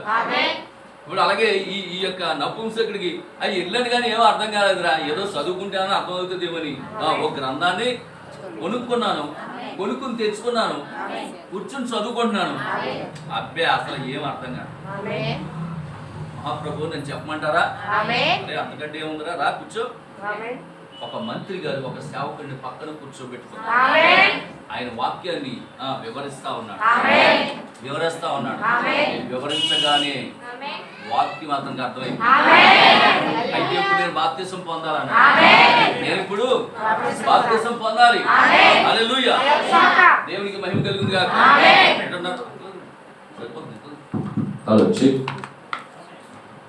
కనుక ప్రియమైన దేవుని బిడ్డలారా, అప్పుడు చూడండి నపుంసకుడు ఎప్పుడైతే పిలుపు వచ్చి వాక్యాన్ని బోధించాడో, వాక్యాన్ని వివరించాడో, వెంటనే అతనికి అర్థమైంది. హల్లెలూయా. అయితే నేను తప్పక తిరిగి జన్మించాలన్నమాట. అయ్యా నేను ఇప్పుడు బాప్తిసం పొందాలనుకుంటున్నాను అన్నాడు. అయితే దానికి ఏం కావాలి? కొత్త బట్టలు కుడుచుకోవాలా? అయితే ఎల్లుండి తెచ్చుకుంటాను అన్నాడా? లేదు లేదు అయ్యా, బాప్తిసం పొందడానికి కావాల్సింది ఏంటంటే నీరు. ఒకటేంటి, రెండవది దైవ సేవకుడు. హల్లెలూయా. అంతేనా? లేకపోతే కొత్త బట్టలు కుడుచుకోవాలా? పాస్టర్లు అందరూ అదే నేర్పారు. పాస్టర్లు అందరూ ఏం నేర్పారు? బాప్తిసం తీసుకోవాలంటే క్రొత్త జన్మ, కాబట్టి నువ్వు కొత్త బట్టలు అయ్యగారికి 500 కానుక స్తోత్రం. కానీ అట్లా లేదు ప్రియులారా, అక్కడెక్కడ లేదు. కొత్త బట్టలు కుట్టించుకోవాలని కానీ, బాప్తిజం ఇచ్చిన పాస్టర్ గారికి కానుక ఇవ్వాలని కానీ అక్కడ ఎక్కడ బైబిల్లో లేదు. కానీ అక్కడ ఉన్నది ఏంటంటే నీరు, రెండవది సేవకుడు. అప్పుడు అన్నారు, అయ్యా నేను సేవకుడేనా? ఎస్, నేను సేవకుడిని. అలా మాట్లాడుకుంటూ వెళుతూ ఉండగానే ఒక చిన్న నది కనపడ్డాయి, నీరు కనపడ్డాయి. వెంటనే రథాన్ని ఆపమన్నాడు. వెంటనే ఆ నదిలోకి వెళ్ళారు. నపుంసకుడు వెంటనే బాప్తిజం పొందాడు. వాక్యానికి ఎంత విలువ ఉందో చూడండి, వాక్యానికి ఎంత శక్తి ఉన్నదో చూడండి. ఆ వాక్యము ఆ వ్యక్తిని రక్షణలో నడిపించింది. దేవునికి స్తోత్రం, హల్లెలూయా, దేవునికి మహిమ కలుగును గాక. కనుక ప్రియమైనటువంటి దేవుని బిడ్డలారా, ప్రవక్త చెప్తున్నాడు, మరి దేవుని వాక్యమును తెలుసుకోవాలి, నేర్చుకోవాలని ఆసక్తి కలిగినటువంటి వ్యక్తుల యొద్దకు దేవుని యొక్క వాక్యం వెళుతుంది. నపుంసకుడి జీవితంలో అదే జరిగింది. హల్లెలూయా, దేవునికి మహిమ కలుగును గాక. కనుక ప్రియమైనటువంటి దేవుని బిడ్డలారా, నీవు వాక్యం పట్ల ఆసక్తిని కలిగి ఉండాలి. హల్లెలూయా, దేవునికి మహిమ కలుగును గాక. కనుక చూడండి, ఇప్పుడు మనం చదువుకున్నాము, మొదటి ముద్రను మనం ధ్యానం చేస్తున్నాం. 7 ముద్రల వర్తమానంలో నుంచి మొదటి ముద్రను మనం ధ్యానం చేస్తూ వచ్చాం. ప్రకటన గ్రంథములో 6వ అధ్యాయము 1 నుంచి 2 వాక్యాలు మనం గమనించినట్లయితే అక్కడ చాలా స్పష్టంగా వ్రాయబడినట్టు, ఆ గొర్రె పిల్ల ఆ 7 ముద్రలలో మొదటి దానిని విప్పినప్పుడు నేను చూడగా ఆ 4 జీవుల్లో ఒకటి రొమ్ము అని ఉరుము వంటి స్వరముతో చెప్పుట వింటిని. మరియు నేను చూడగా ఇదిగో ఒక తెల్లని గుర్రము కనబడెను. ఏం కనపడదంట? తెల్లని గుర్రం కనబడగానే మనం ఏమనుకుంటామంటే మందే అనుకుంటాం. దేవునికి స్తోత్రం, హల్లెలూయా. తెల్లని గుర్రం కనబడినా, తెల్ల బట్టలు వేసుకున్నవాడు కనబడినా మనోళ్ళే అనుకుంటాం. అయితే ఆ ముద్రలో ఉన్నటువంటి మర్మం ఏమిటో, అర్థం ఏంటో, పరమార్థం ఏమిటో ఇక్కడ చాలా చక్కగా ఈ చివరిగా దేవుని యొక్క ప్రవక్త చెప్తున్నాడు. ఉరుము వంటి స్వరము, అది దేవుని స్వరమే. యోహానుకు ఒక తెల్లని గుర్రము కనబడెను, దాని మీద ఒకడు విల్లు పట్టుకొని కూర్చుండి ఉండెను. అతనికి ఒక కిరీటం ఇయ్యబడెను. అతను జయించుటకు బయలువెడెను. ఒక్క విషయము గమనించండి అంటున్నాడు, ఒక నిజ ప్రవక్త ఎల్లప్పుడూ దేవుని యొక్క వాక్య పక్షముగానే నిలబడును. అతడు దేవుని వాక్యము ద్వారా ప్రజలను హెచ్చరించును, ఖండించును, బుద్ధి చెప్పును, తప్పుదిద్దును. అతడు రాజీ పడడు. ఒక నిజ ప్రవక్త గాని, ఒక నిజ దైవ సేవకుడు గాని అతడు వాక్యం ఏం చేస్తాడంట? స్వయంగా ఉన్నది ఉన్నట్టుగా బోధిస్తాడు. ఆ వాక్యం చేత జనులను హెచ్చరిస్తాడు, ఖండిస్తాడు, బుద్ధి చెప్తాడు. అంతే తప్ప వాక్యము పట్ల రాజీ పడడు. అయినా దేవునికి స్తోత్రం, హల్లెలూయా, దేవునికి మహిమ కలుగును గాక. ఉదాహరణకు ఏలియాని మీరు గమనించినప్పుడు ఏలియా జీవితంలో అదే జరిగింది. ఒక స్త్రీ ఏ విధంగా ఉండాలో ఆ విధానములోనే వాక్యాన్ని తీసుకొచ్చాడు. ఆమె రాణి అవనమండి, ఆమె ఎంపీ అవనమండి, ఆమె సర్పంచ్ అవనమండి, ఆమె ఏ పంచైనా కానివ్వండి. అవునా? ఇప్పుడు అందరూ సర్పంచ్లు ఆడవాళ్ళేనంట, ఎక్కడ చూసినా సర్పంచ్లే. దేవునికి స్తోత్రం కలుగును గాక, హల్లెలూయా. కనుక ఒక స్త్రీ ఈ విధంగా ఉండాలని చెప్పి ఒక చక్కటి వాక్యం ద్వారా బోధించాడు ఏలియా. హల్లెలూయా. ఎందుకంటే అతడు వాక్యము పట్ల రాజీ పడే వ్యక్తి కాదండి, ఉన్నది ఉన్నట్టుగా బోధించేవాడు. ఆ తర్వాత మీరు యోహాను కూడా గమనించవచ్చు. బాప్తిస్మం ఇచ్చే యోహాను కూడా, అతడు కూడా వాక్యం పట్ల రాజీ పడే వ్యక్తి కాదండి, వాక్యము ఉన్నది ఉన్నట్టుగా బోధించే వ్యక్తి. దేవుడికి స్తోత్రం కలుగును గాక, హల్లెలూయా. కనుక నిజంగా సంఘ కాలములో లౌకిక చివరి సంఘ కాలముగా ఉన్నది. మనకి 7 సంఘ కాలాలు ఉన్నాయి, అవునా? హల్లెలూయా, దేవునికి మహిమ కలుగును గాక. మనకి 7 సంఘ కాలాలు ఉన్నాయి. ఎఫెసు మొదలుకొని లౌకిక వరకు 7 సంఘ కాలాలు ఉన్నాయి. మరి 7 సంఘ కాలాల్లో మనకి ఈ కాలము చివరి కాలమైనది. హల్లెలూయా, దేవునికి స్తోత్రం కలుగును గాక. ఇది లౌకిక సంఘ కాలము, మరి ఇది చివరి కాలం అయి ఉన్నది, ఇది కడవరి గడి అయి ఉన్నది. లౌకిక సంఘ కాలములో మరి 7వ సంఘ కాలపు దూత ద్వారా మాత్రమే దేవుని యొక్క మర్మమును సమాప్తమగునని దేవుడే స్వయంగా యోహానుతో చెప్పడం మనం చూడగలం. సంఘ సంస్కర్తలు వేరు, ప్రవక్తలు వేరు. గమనించండి, ప్రవక్త చెప్తున్నాడు, సంఘ సంస్కర్తలు వేరు, ప్రవక్తలు వేరు. హల్లెలూయా. దానిని ఎలా గుర్తించవచ్చు అంటే వారి యొక్క పరిచర్యను బట్టి వారిని గుర్తించవచ్చు. దేవుని యొక్క మర్మములు ప్రవక్తల ద్వారా మాత్రమే బయలుపరచబడినని బైబిల్లో స్పష్టంగా వ్రాయబడి ఉన్నాయి. దాన్ని మీరు చూడాలంటే ఆమోసు గ్రంథం 3వ అధ్యాయం 7వ వాక్యము, ప్రకటన గ్రంథము 10వ అధ్యాయం 7వ వాక్యం. తన సేవకులైన ప్రవక్తలకు తాను సంకల్పించిన దానిని బయలుపరచకుండా ప్రభువైన యెహోవా ఏమీ చేయడు. ఎవరంట? తన సేవకులైన ప్రవక్తలకు తాను ఏదైతే చేయబోచున్నాడో దానిని వారికి చెప్పకుండా దేవుడు ఏది చెయ్యడు అంటున్నాడు. అలాగే ప్రకటన గ్రంథం 10వ అధ్యాయం 7వ వాక్యంలో మనం గమనించినట్లయితే చూడండి, 7వ దూత, మొదటి దూత కాదు, 8వ దూత కాదు. పోయిన వారం మీకు చెప్పాను, 7వ దూత పలుకు దినముల్లో మాత్రమే అతడు బూర వదబోచుండగా దేవుడు తన దాసులకు ప్రవక్తలకు తెలిపిన సువార్త ప్రకారం దేవుని మర్మములు సమాప్తమగునని చెప్పాను. హల్లెలూయా. చివరి కాలంలో 7వ సంఘ కాలంలో 7వ దూత ద్వారా మాత్రమే ఈ మర్మములన్నీ బైబిల్ గ్రంథంలో మర్మములుగా ఉన్నటువంటివి, దేవుని యొక్క మర్మములు ఏవైతే ఉన్నాయో అవన్నీ కూడా 7వ దూత ద్వారా మాత్రమే బయలుపరచబడని బైబిల్లో స్పష్టంగా మనం చూడగలుగుతాం. దేవునికి స్తోత్రం కలుగును గాక. హల్లెలూయా. దేవునికి మహిమ కలుగును గాక. అయితే ప్రియమైన దేవుని పిల్లారా, మరి 7వ దూత పరిచర్య చాలా సామాన్యంగా ఉన్నందున ఇది జనులు దానిని కనుగొనలేకపోతున్నారు. యేసు ముందే చెప్పారు, మీరు కన్నులు నీవు చూడలేరు, చెవులు నీవు వినలేరు, సత్యమును గ్రహించలేక ఉన్నారు. ఆమేన్. కనుకనే వారు గుర్తించలేకపోతున్నారు.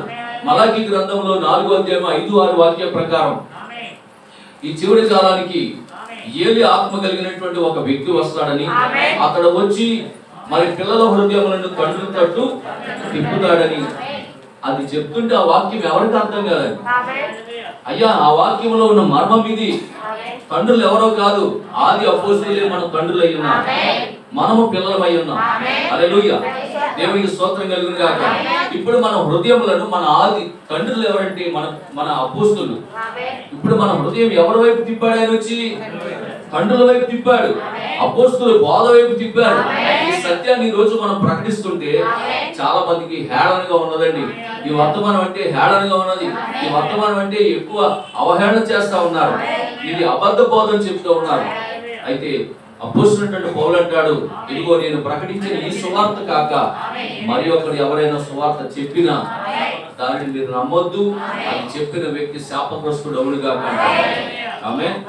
కనుక ప్రియమైనటువంటి దేవుని బిడ్డలారా, దేవుని యొక్క వాక్యం చాలా స్పష్టంగా తెలియజేస్తుంది. దాన్ని చూడండి ఒకసారి.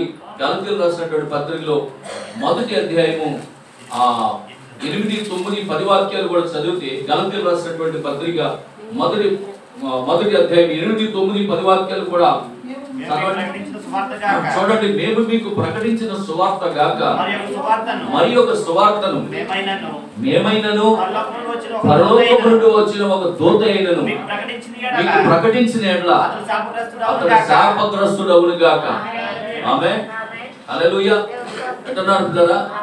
కనుక ఇక్కడ మరి ఈ వచ్చినటువంటి సువార్త, తెచ్చిన సువార్త, బ్రదర్ బ్రెన్హామ్ గారు తెచ్చిన సువార్త ఎక్కడిది అంటే దేవుని యొద్ద నుండి తెచ్చారు.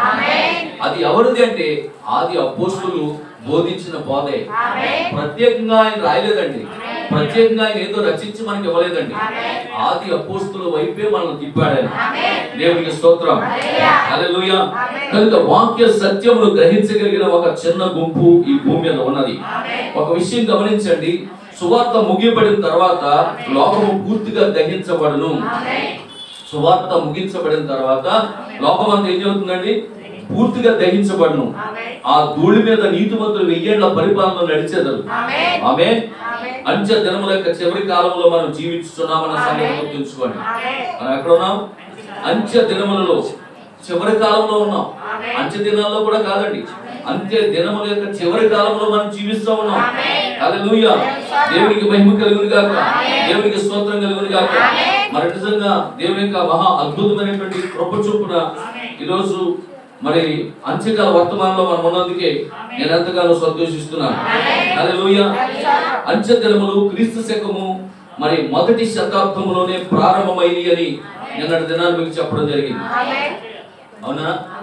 అంత్య దినాలు ఎప్పుడు ప్రారంభమయ్యాయి చెప్పండి. క్రీస్తు శకము మొదటి శతాబ్దంలో ప్రారంభమయ్యాయి.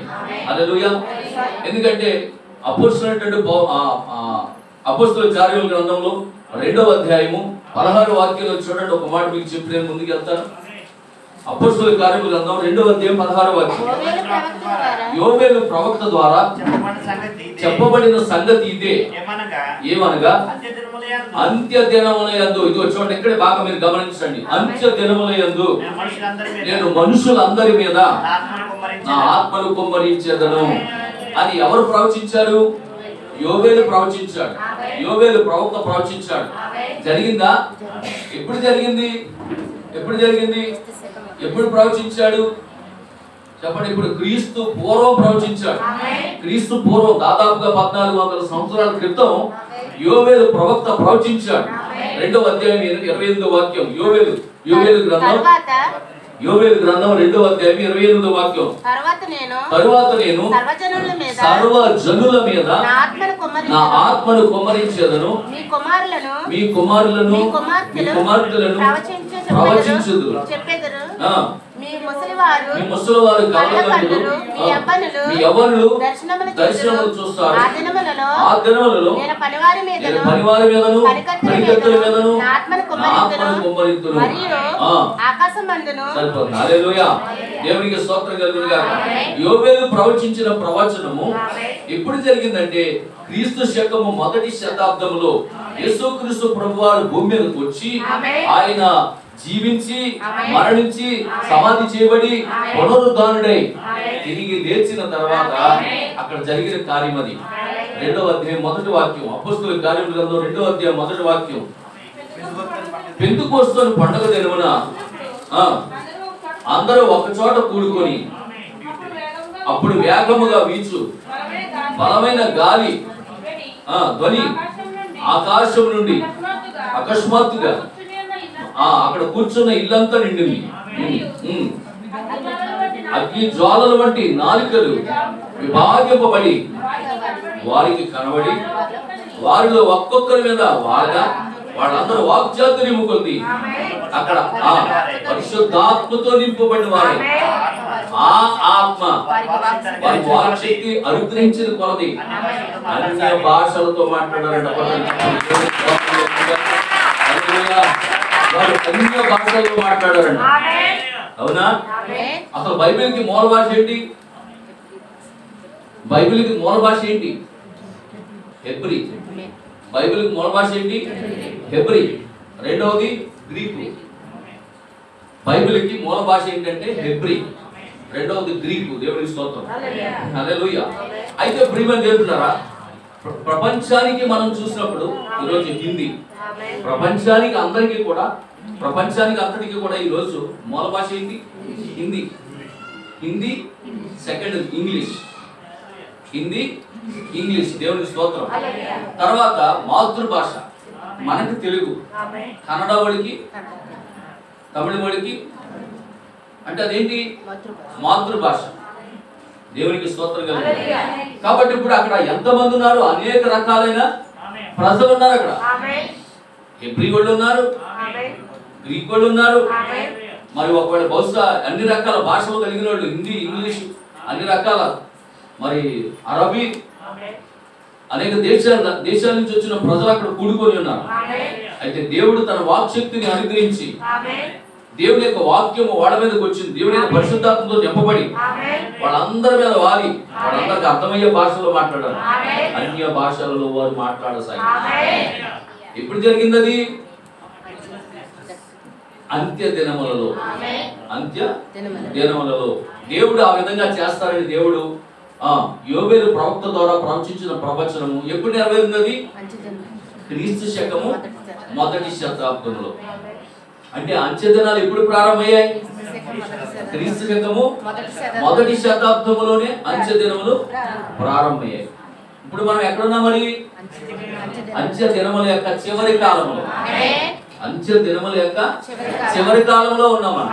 ప్రారంభ కాలంలో, అంత్య దినముల ప్రారంభ కాలంలో లేవు మనం.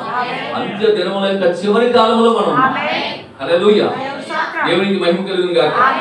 ఎటు నాటుతారా? కనుక నిజంగా ఇక్కడ కొన్ని చాలా సత్యమైనటువంటి కార్యాలు మనం చూద్దాం. హల్లెలూయా, దేవునికి మహిమ కలుగును గాక. చూడండి, ఈయన నిర్గమకాండంలో 3వ అధ్యాయం 8వ వాక్యం చూడండి. నిర్గమకాండము 3వ అధ్యాయము 8వ వాక్యం 18వ వాక్యం. వారు నీ మాట విందురు కనుక నీవును ఇశ్రాయేలు పెద్దలను ఐగుప్తు రాజు వద్దకు వెళ్ళి అతన్ని చూచి, ఎవరి దేవుడు అంట? ఎవరి దేవుడు అంటే ఆంధ్రుల దేవుడా? ఎవరి దేవుడు అంట? ఆయన హెబ్రీయుల దేవుడు. ఆయన ఆదిమ సంఘములో, ఆదిమ కాలంలో, ఆది కాలంలో ఉన్న భాష ఏంటంటే హెబ్రీ భాష. కాబట్టి ఇప్పుడు ఎవరి దేవుడు అంటే ఆయన హెబ్రీయుల దేవుడు. అబ్రహాము దేవుడు, ఇస్సాకు దేవుడు, యాకోబు దేవుడు. పక్క నీ పేరు కూడా పెట్టి బ్రహ్మాము దేవుడు, ఎలీషా దేవుడు. దేవునికి స్తోత్రం. హల్లెలూయా, దేవునికి మహిమ కలుగును గాక. కనుక ప్రియమైనటువంటి దేవుడు పెట్టారా, నిజంగా చూడండి, ఈ చివరి దినాల్లో మనం గమనించినప్పుడు మరి ఆ యొక్క వాక్య ప్రత్యక్షత అనేది ఈ రోజు చాలా మంది లేకుండా పోయింది.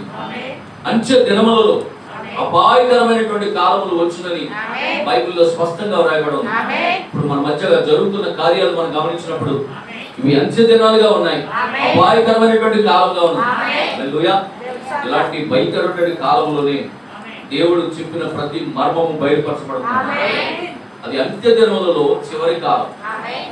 హల్లెలూయా, దేవునికి మహిమ కలుగును గాక. కనుక ప్రియమైన దేవులారా, ఇప్పుడు మన విశ్వాసము మన తండ్రులైన అపోస్తుల వైపు తిప్పాడు. ఇప్పుడు మనం అపోస్తుల బోధ యందును, రొట్టె విరుచుట యందును, సహవాసం యందును, ప్రార్థించుట యందును ఎడతెగక ఉండాలి. ఎందులోనూ తప్పుకోకూడదండి. సహవాసంలో తప్పుకోకూడదు, రొట్టె విరవడంలో తప్పుకోకూడదు, ప్రార్థన చేయడంలో తప్పుకోకూడదు. ప్రతి దానిలోనూ నువ్వు ఎడతెగక ఉన్నప్పుడే నీవు రాబోయే దినాల్లో ఎత్తబడటానికి, కొనుక్కోవడానికి కలిగిన విశ్వాసం నీకు కలుగుతుంది. కొరింథీయులకు రాసినటువంటి 2వ పత్రిక 4వ అధ్యాయం 8-9 వాక్యాలు కూడా చూద్దాం. కొరింథీయులకు రాసిన 2వ పత్రిక 4వ అధ్యాయం 8-9 వాక్యాలు. ఎటుపోయినను శ్రమ పడుచున్నను తొలగింపబడుచున్న వారము కాము. చూడండి, ఎటుపోయినను శ్రమ పడుచున్నను. శ్రమ పడుతున్నాం మనం ఈరోజు, శ్రమ పడుతున్నాం. అనేక మంది ద్వారా శ్రమ పడుతూ ఉండొచ్చు. అయితే ఆయన ఏమంటాడు తెలుసా? శ్రమ పడుచున్నను ఇరికింపబడిన వారము కాము. అపాయములో ఉన్నను. చూడండి, అపాయం ఉన్నా మా దగ్గర ఉపాయం ఉంది. అపాయం ఉన్నా మా దగ్గర ఉపాయం ఉంది. వాక్యమే మన ఉపాయం అయ్యింది. హల్లెలూయా, ఉపాయం లేని వారు కాము. కర్మపడుచున్నను. దేవుడు ఉన్నాడు మనకి. కర్మపడుచున్నాం మనం. అనేక మంది తరుగుతూ ఉన్నారు, అయినప్పటికీ మనం దిక్కులేని వారము కాము. పడద్రోయబడినను నశించు వారము కాము.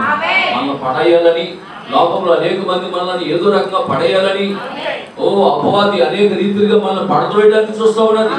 హల్లెలూయా, అందుకే బైబిల్ చెప్తుంది, నీతిమంతుడు అంట 7 మార్లు పడినా మళ్ళా లేస్తాడు. హల్లెలూయా, అపోస్తలుడైన పౌలు అంటున్నాడు, పడద్రోయబడినను నశించిపోయే వారమే కాదు. ఎందుకంటే మా దేవుడు గొప్ప వాగ్దానం ఇచ్చాడు, నీతిమంతుడు 7 మార్లు పడిపోయినా మళ్ళా అక్కడ లేస్తాడని. ఆమేన్, హల్లెలూయా. పేతురు రాసినటువంటి 2వ పత్రిక 1వ అధ్యాయం 4వ వాక్యం కూడా చూద్దాం. పేతురు రాసిన 2వ పత్రిక 1వ అధ్యాయం 4వ వాక్యం. ఆ మహిమ గుణాతిశయములను బట్టి ఆయన మనకు అమూల్యములను అత్యధికములైన వాగ్దానములను అనుగ్రహించి ఉన్నాడు. దురాశను అనుసరించడం వలన లోకమందున్న భ్రష్టత్వము ఈ వాగ్దానం మూలముగా మీరు తప్పించుకొని దేవ స్వభావమునందు పాలువారగినట్లు. ఆమేన్. మన దేవుని స్వభావం వలన పాలువారగడానికి, లోకములో ఉన్న భ్రష్టత్వాన్ని తప్పించుకోవడానికి, దేవుడు మనకి ఇచ్చిన వాగ్దానములను స్వతంత్రించుకోవడం కోసం దేవుడు మనల్ని నియమించుకున్నాడు. ఈ లోకంలో ఏముందంటే భ్రష్టత్వం ఉందండి. ఈ లోకంలో పాపం ఉన్నదండి. ఈ లోకంలో భయంకరమైనటువంటి దుష్టత్వం ఉన్నదండి. అయితే ఒక విషయం గమనించండి, ఈ లోకంలో ఉన్నటువంటి దుష్టత్వం నుండి, ఈ భ్రష్టత్వం నుండి, పాపం నుండి విడిపించి నిన్ను ఒక వధువుగా సిద్ధపరచడానికి దేవుడు నీకు ఒక వర్తమానం ఇచ్చాడు. దేవునికి స్తోత్రం. అందుకే ప్రపంచంలో అన్నిటికంటే విలువైనది ఏంటంటే దేవుని వాక్యమే. హల్లెలూయా. దేవునికి స్తోత్రం కలుగును గాక. అన్య జనులలో కొద్ది మందిని మాత్రమే ఆయన వధువుగా ఉండుటకు ఏర్పరచుకున్నాడు. అంత్య దినముల యందు చివరి కాలంలో అగ్ని పర్వతములు బద్దలవుతాయని, ప్రపంచ దేశాలు మొక్కలవుతాయని, భూమి మీద ఉన్నటువంటి పాపమంతా కూడా కరిగిపోతుందని, శ్రమలకు ముందే వధువు పైకి కొనుక్కోబడుతుందని దేవుడు ముందే చెప్పాడు. చెప్పరా? హల్లెలూయా. దేవునికి స్తోత్రం కలుగును గాక. కనుక శ్రమలకు ముందే వధువు పైకి కొనుక్కోబడుతుంది. శ్రమల గుండా వచ్చేది వధువు కాదు, సంఘమును గుర్తుంచుకోండి.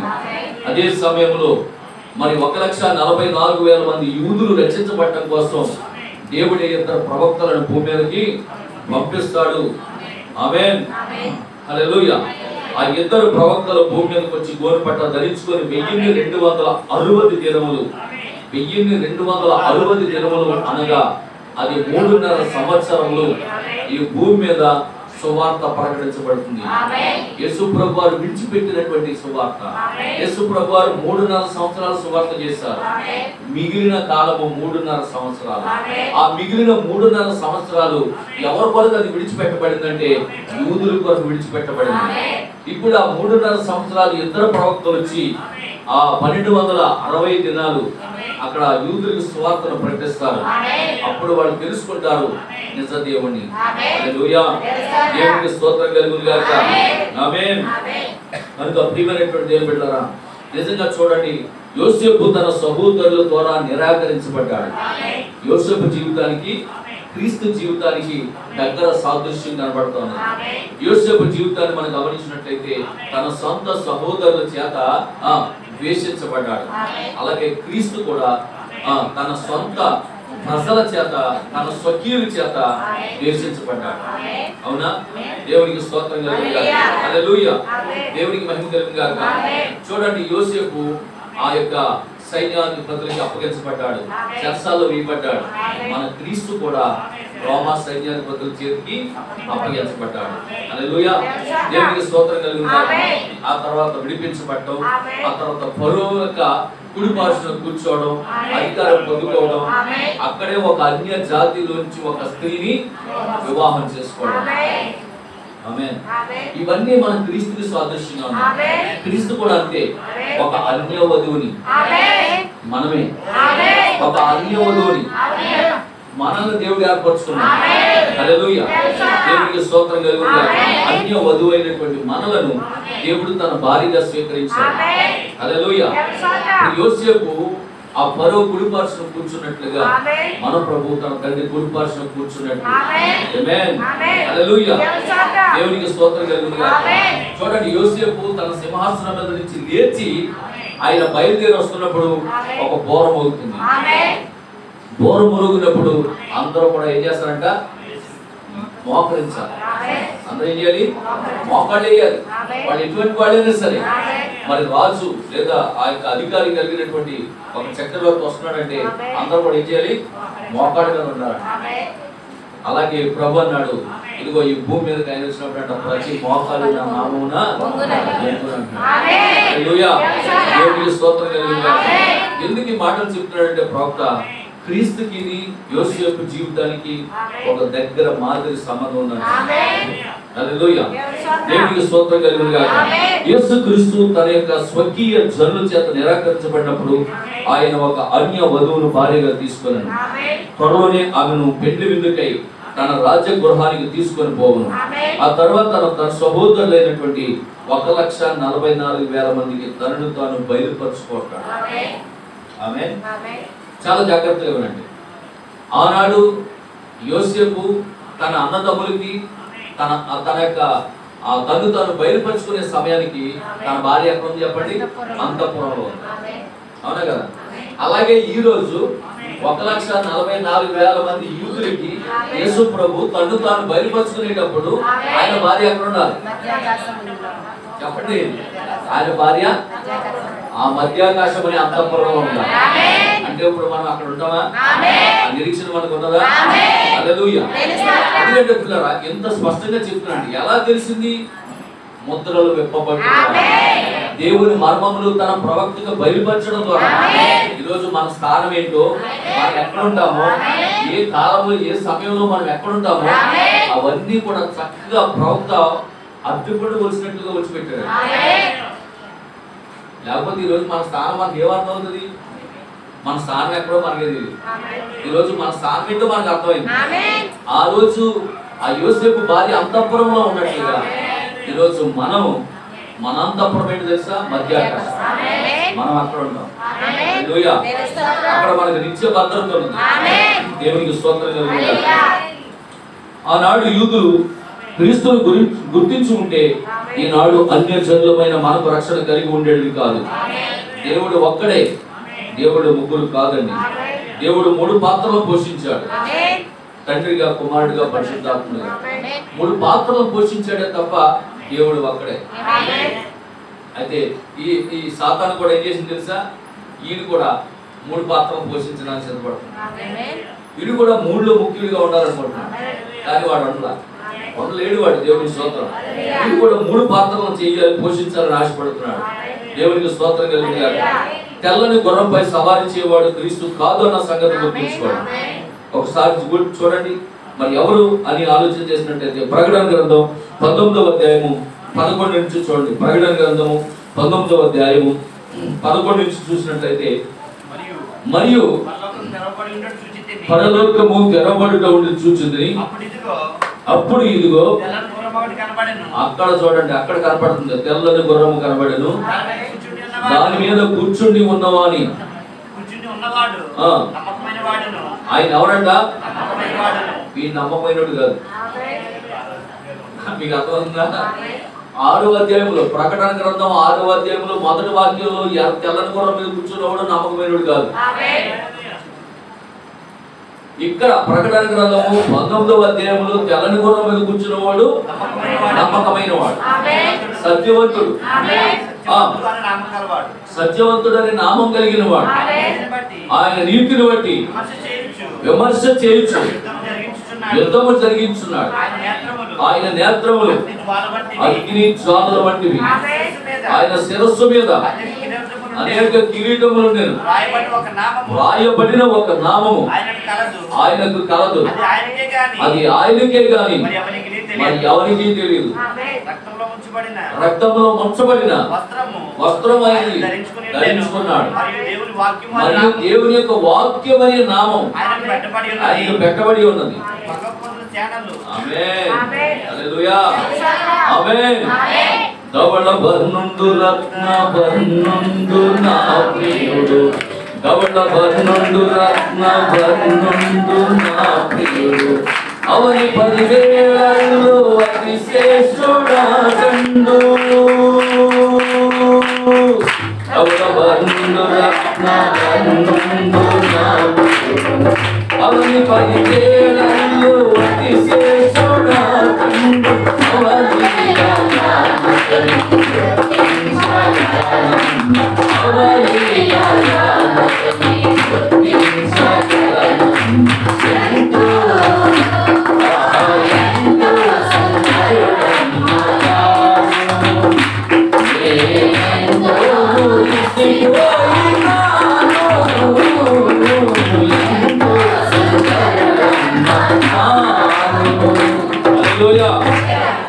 ఆయన తెల్లని గుర్రం మీద ఎక్కొస్తున్నాడు.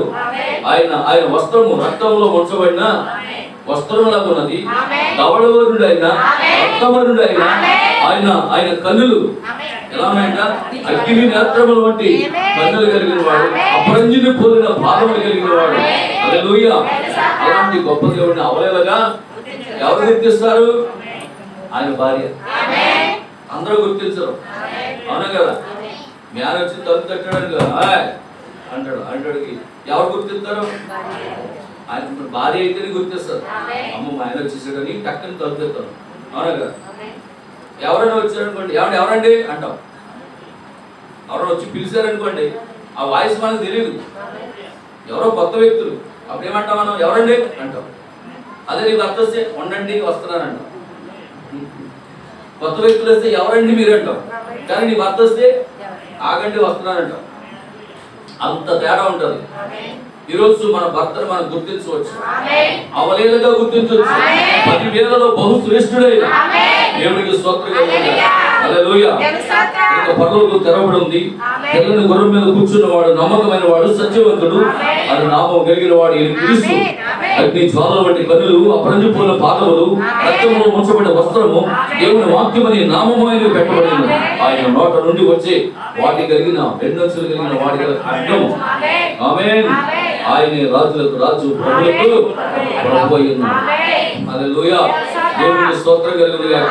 అంత గొప్ప దేవుడు అండి మనం ఆరాధించుతున్న దేవుడు. అయితే ఆ తెల్లని గుర్రంపై సవారీ చేసేవాడు దేవుడు కాదండి. అయితే అతనికి శక్తి ఉందంట.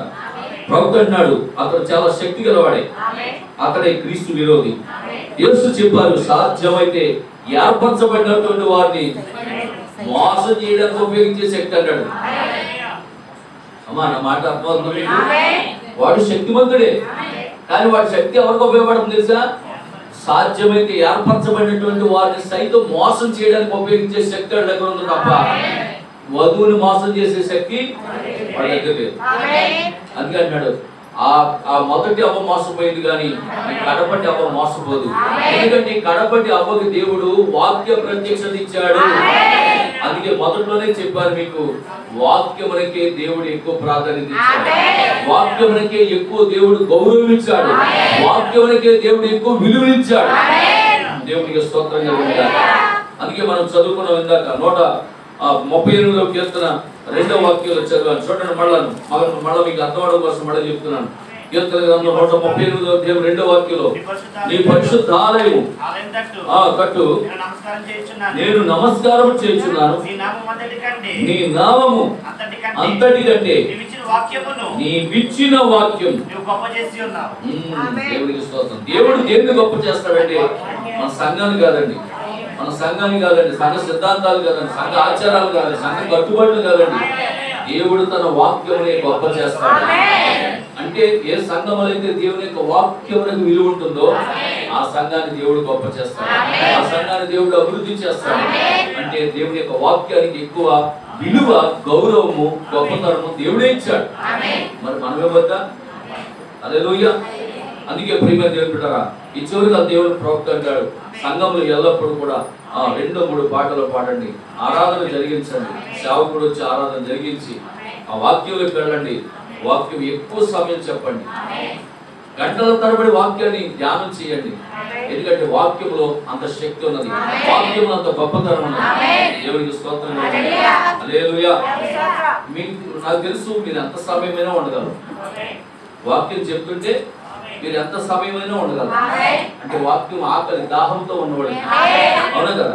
ఇప్పుడు ఆకలిగా ఉన్నవాడికి ఎంత ఎడుతున్నా తింటూనే ఉంటారు, అవునా కదా? ఆకలిగా ఉన్నవాడికి ఇంకా ఏమా అని తింటూ ఉంటారు. ఆకలి ఉన్నవాడు, ఆకలి లేనివాడు అప్పుడే టిఫిన్ చేస్తున్నాడు, అన్నవాడు తింటుంటాడు, తినలేడు కదా. దేవునికి స్తోత్రం. హల్లెలూయా. కనుక వాక్యం పట్ల ఆసక్తి, ఆకలి, దాహం కలిగి ఉండాలి. ప్రభువా ఈ రోజు నాతో మాట్లాడు నాయనా అని మీరు ప్రార్థనాపూర్వకంగా రావాలంట. ప్రతి పునరుద్ధాన దినమందు మందిరానికి వచ్చేవాడు ఎలా రావాలంట? ఆకలితోను దాహంతో రావాలంట. దేవుడిని ఆత్మీయ ఆకలి దాహం తీర్చాలని ఆ ఆకలితో వచ్చినప్పుడు దేవుడే నింపుతాడంట. అందుకే అన్నాడు, అరచు కాకులకు ఆహారం సిద్ధపరచువాడు, మరి అరిచే కాకులకి ఆహారం సిద్ధపరిచేవాడు. నువ్వు ఆకలితో ఆత్మీయ ఆకలితో నువ్వు వస్తే నీ ఆకలి తీర్చడా దేవుడు, నీ దాహం తీర్చడా దేవుడు. అందుకే అంటారు, ప్రభు ఈ రోజు నాతో మాట్లాడారని చాలా మంది చెప్తూ ఉంటారు. దేవుడికి స్తోత్రం. హల్లెలూయా. దేవుడికి మహిమ కలుగును గాక అంటున్నారా? నిన్న నా చిన్ననాటి స్నేహితుడు మధ్యస్థమే మన జోగి స్వామి గారి ఇంటి దగ్గర కోటానికి వచ్చాడు, పిలిస్తే వచ్చారు. మరి వారి ఇంటి దగ్గర ఆత్మీయమైన అక్కడ చక్కగా భోజనం కూడా చేశారు. భోజనం చేసి కాసేపు నా మాటలు వినాలని అలాగే నిలబడ్డాడు. నిలబడి ఇంకా కథల బుద్ధి అవ్వలేదంట, వాక్యం వింటానే ఉన్నాడు. అతడు నిన్న నాకు ఎదురయ్యి కనబడి, అరే మురళి చాలా బాగుంది వాక్యం చెప్తున్నాడు, సీని గారు పెట్టిన భోజనం ఎంత బాగుందో, విన్నారా?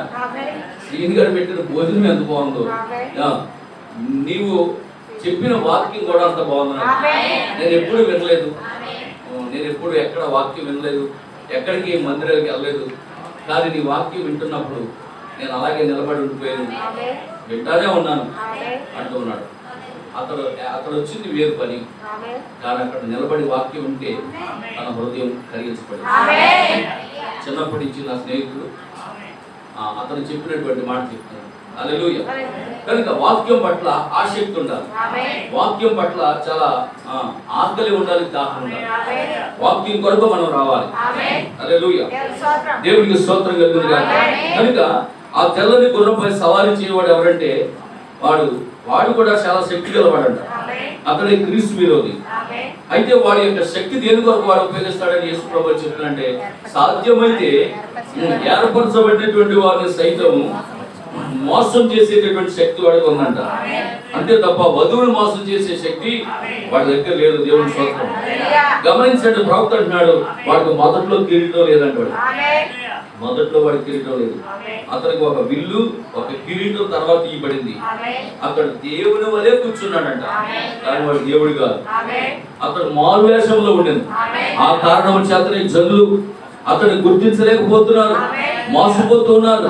చూడండి, ఒక ఆత్మకు కిరీటం ఎవరు ఇవ్వలేరు.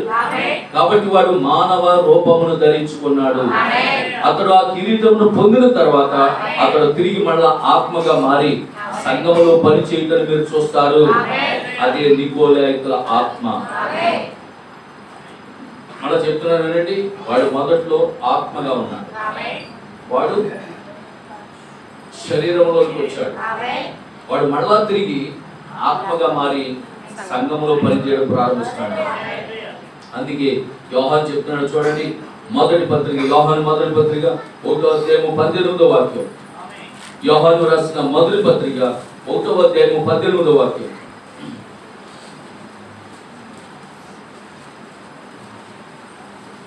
మొదటి యోహాను మొదటి అధ్యాయము 18వ వాక్యం, సారీ 8వ వాక్యం చూడండి.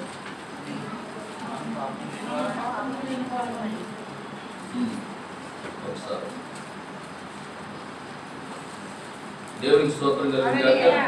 చిన్న పిల్లలారా అని చూడండి, 2:18 చూడండి. మొదటి యోహాను రాసినటువంటి పత్రిక 2వ అధ్యాయం 18వ వాక్యం చూడండి. చిన్న పిల్లలారా, ఇది కడవరి గడియ. చూసారా, ఇది కడవరి గడియ. అంత్య దినములలో అపాయకరమైన కాలం వచ్చినట్టు తెలుసుకున్నాను. ఆమె వింటున్నారా? ఇది ఏంటంట? కడవరి గడియ, ఆఖరి గడియ, చివరి దినములు అని యోహాను గారు ఎప్పుడు చెప్పాడు కడవరి గడియ అని? మొదటి శతాబ్దంలోనే, క్రీస్తు మొదటి శతాబ్దంలోనే యోహాను గారు చెప్పారు. ఏంటి? ఇది కడవరి గడియ అని. అంటే ఇప్పుడు అంత్య దినాలు కాదండి, ఇవే అంత్య దినాలు అనుకుంటున్నారు. అంత్య దినాలు ప్రారంభమయ్యేప్పుడే 2000 సంవత్సరాలు అయిపోయింది. క్రీస్తు మొదటి రాకడతోనే అంత్య దినములు ప్రారంభమయ్యాయి. వింటున్నారా? అంటే అంత్య దినములు ప్రారంభమయ్యాయి. అంత్య దినముల యొక్క చివరి కాలంలో మనం ఉన్నాం. అందుకే అంటున్నాడు, ఇది కడవరి గడియ, క్రీస్తు విరోధి వచ్చునని విన్నారు కదా. ఇప్పుడు అనేకులైన క్రీస్తు విరోధులు. చూసారా, అనేకులైన క్రీస్తు విరోధులు అంటే ఆత్మ, ఏ ఆత్మ? క్రీస్తు విరోధి ఆత్మ. ఇప్పుడు ఎందులోకి వెళ్తుంది? అనేకులైనటువంటి వాళ్ళకి వెళ్ళిపోతుంది. క్రీస్తు విరోధులు ఎక్కడి నుంచి వచ్చారు? ఇదిగో ఆ క్రీస్తు విరోధి ఆత్మ, అది అనేకుల్లోకి వెళ్ళిపోతుందంట. అందుకని ఏమన్నాడు? క్రీస్తు విరోధి. ఇప్పుడు కూడా అనేకులని క్రీస్తు విరోధులు బయలుదేరి ఉన్నారు. ఇది కడవరి గడి అని మీరు తెలుసుకోండి. దేవునికి స్తోత్రం. హల్లెలూయా. కనుక ప్రియమైనటువంటి దేవుని బిడ్డలారా, ఇది కడవరి గడి అని తెలుసుకోండి. చిన్నపిల్లలారా, ఇది కడవరి గడి అని తెలుసుకోండి. క్రీస్తు విరోధి వస్తాడని విన్నారు కదా. వాడు దేవుని సంఘం ఏం చేస్తాడంట? ఆయన రాజ్యమును పాడు చేస్తాడని దానియేలు ముందే చెప్పాడు. దానియేలు గారు ముందే చెప్పారు. చూడండి, దానియేలు గ్రంథం 11వ అధ్యాయం 21వ వాక్యం. దానియేలు గ్రంథం 11వ అధ్యాయం 21వ వాక్యం. వాడు క్రీస్తు విరోధిగా అవతారం ఎత్తుతాడని. అదిగో చూసారా, నీచుడకు ఒకడు వచ్చును, అతనికి రాజ్య ఘనత నీయరు గాని నెమ్మది కాలమందు అతడు వచ్చి ఇచ్చకపు మాటల చేత రాజ్యమును అపహరించును. ఇచ్చకపు మాటల చేత. ఇప్పటికే వాడు రాజ్యాన్ని అపహరించడానికి సిద్ధంగా ఉన్నాడు. ఇప్పటికే మనం అంతా ఒకటే అని చెప్తున్నాడు. అన్ని మతాలు ఒకటే అంటున్నాడు. ఆమేన్. అందరి దేవుళ్ళు ఒకటే అని చెప్తున్నాడు. వాడు క్రీస్తు విరోధి. మీకు అర్థమవుతుందా? అన్ని మతాలు ఒకటే అని చెప్పేవాడు, అన్ని దేవుళ్ళు ఒకటే అని చెప్పేవాడు ఎవరు? ఎవరు చెప్తున్నాడో మీకు అర్థమైందా? ఇప్పుడు ఇంటర్నెట్ కాబట్టి నెట్లో వెళ్ళిపోతాయి. బోబు గారు మళ్ళీ నా మీదకి వచ్చేస్తాడు. దేవుని స్తోత్రము. హల్లెలూయా. అర్థమవుతున్న మాటలు ఎవరు చెప్తున్నారు అలాగా? అన్ని మతాలు ఒకటే, అందరు దేవుళ్ళు అని చెప్పేవాడు ఎవరు? క్రీస్తు విరోధి. నేను ఏం చెప్తున్నాను కదా, బైబిల్ చెప్తుంది చూడండి. వాడు ఏం చెప్తాడంటే వచ్చి దానియేలు గ్రంథంలో 11వ అధ్యాయం 27వ వాక్యం ఏం చెప్తుంది? అతనికి బదులుగా నీచుడు ఒకడు వచ్చును, అతనికి రాజ్య ఘనత ఇయ్యరు గాని నెమ్మది కాలమందు అతను వచ్చి చూడండి ఇచ్చకపు మాటల చేత రాజ్యమును అపహరించును. ప్రవాహం వంటి బలము అతని ఎదుటి నుండి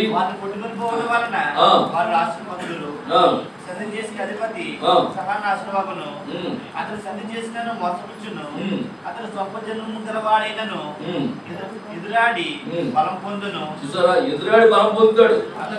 జనం తక్కువ ఉన్నా సరే, స్వల్ప జనం ఉన్నా సరే, వాడు ఎదురాడి ఏం చేస్తాడంట? బలం పొందుకుంటాడు. దేవునికి స్తోత్రం. హల్లెలూయా.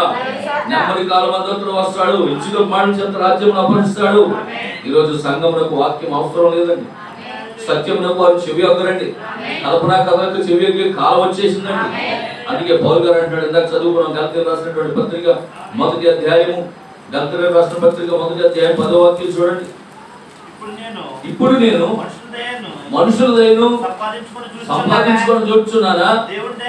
దేవుడి దయ సంపాదించుకొని చూస్తున్నానా?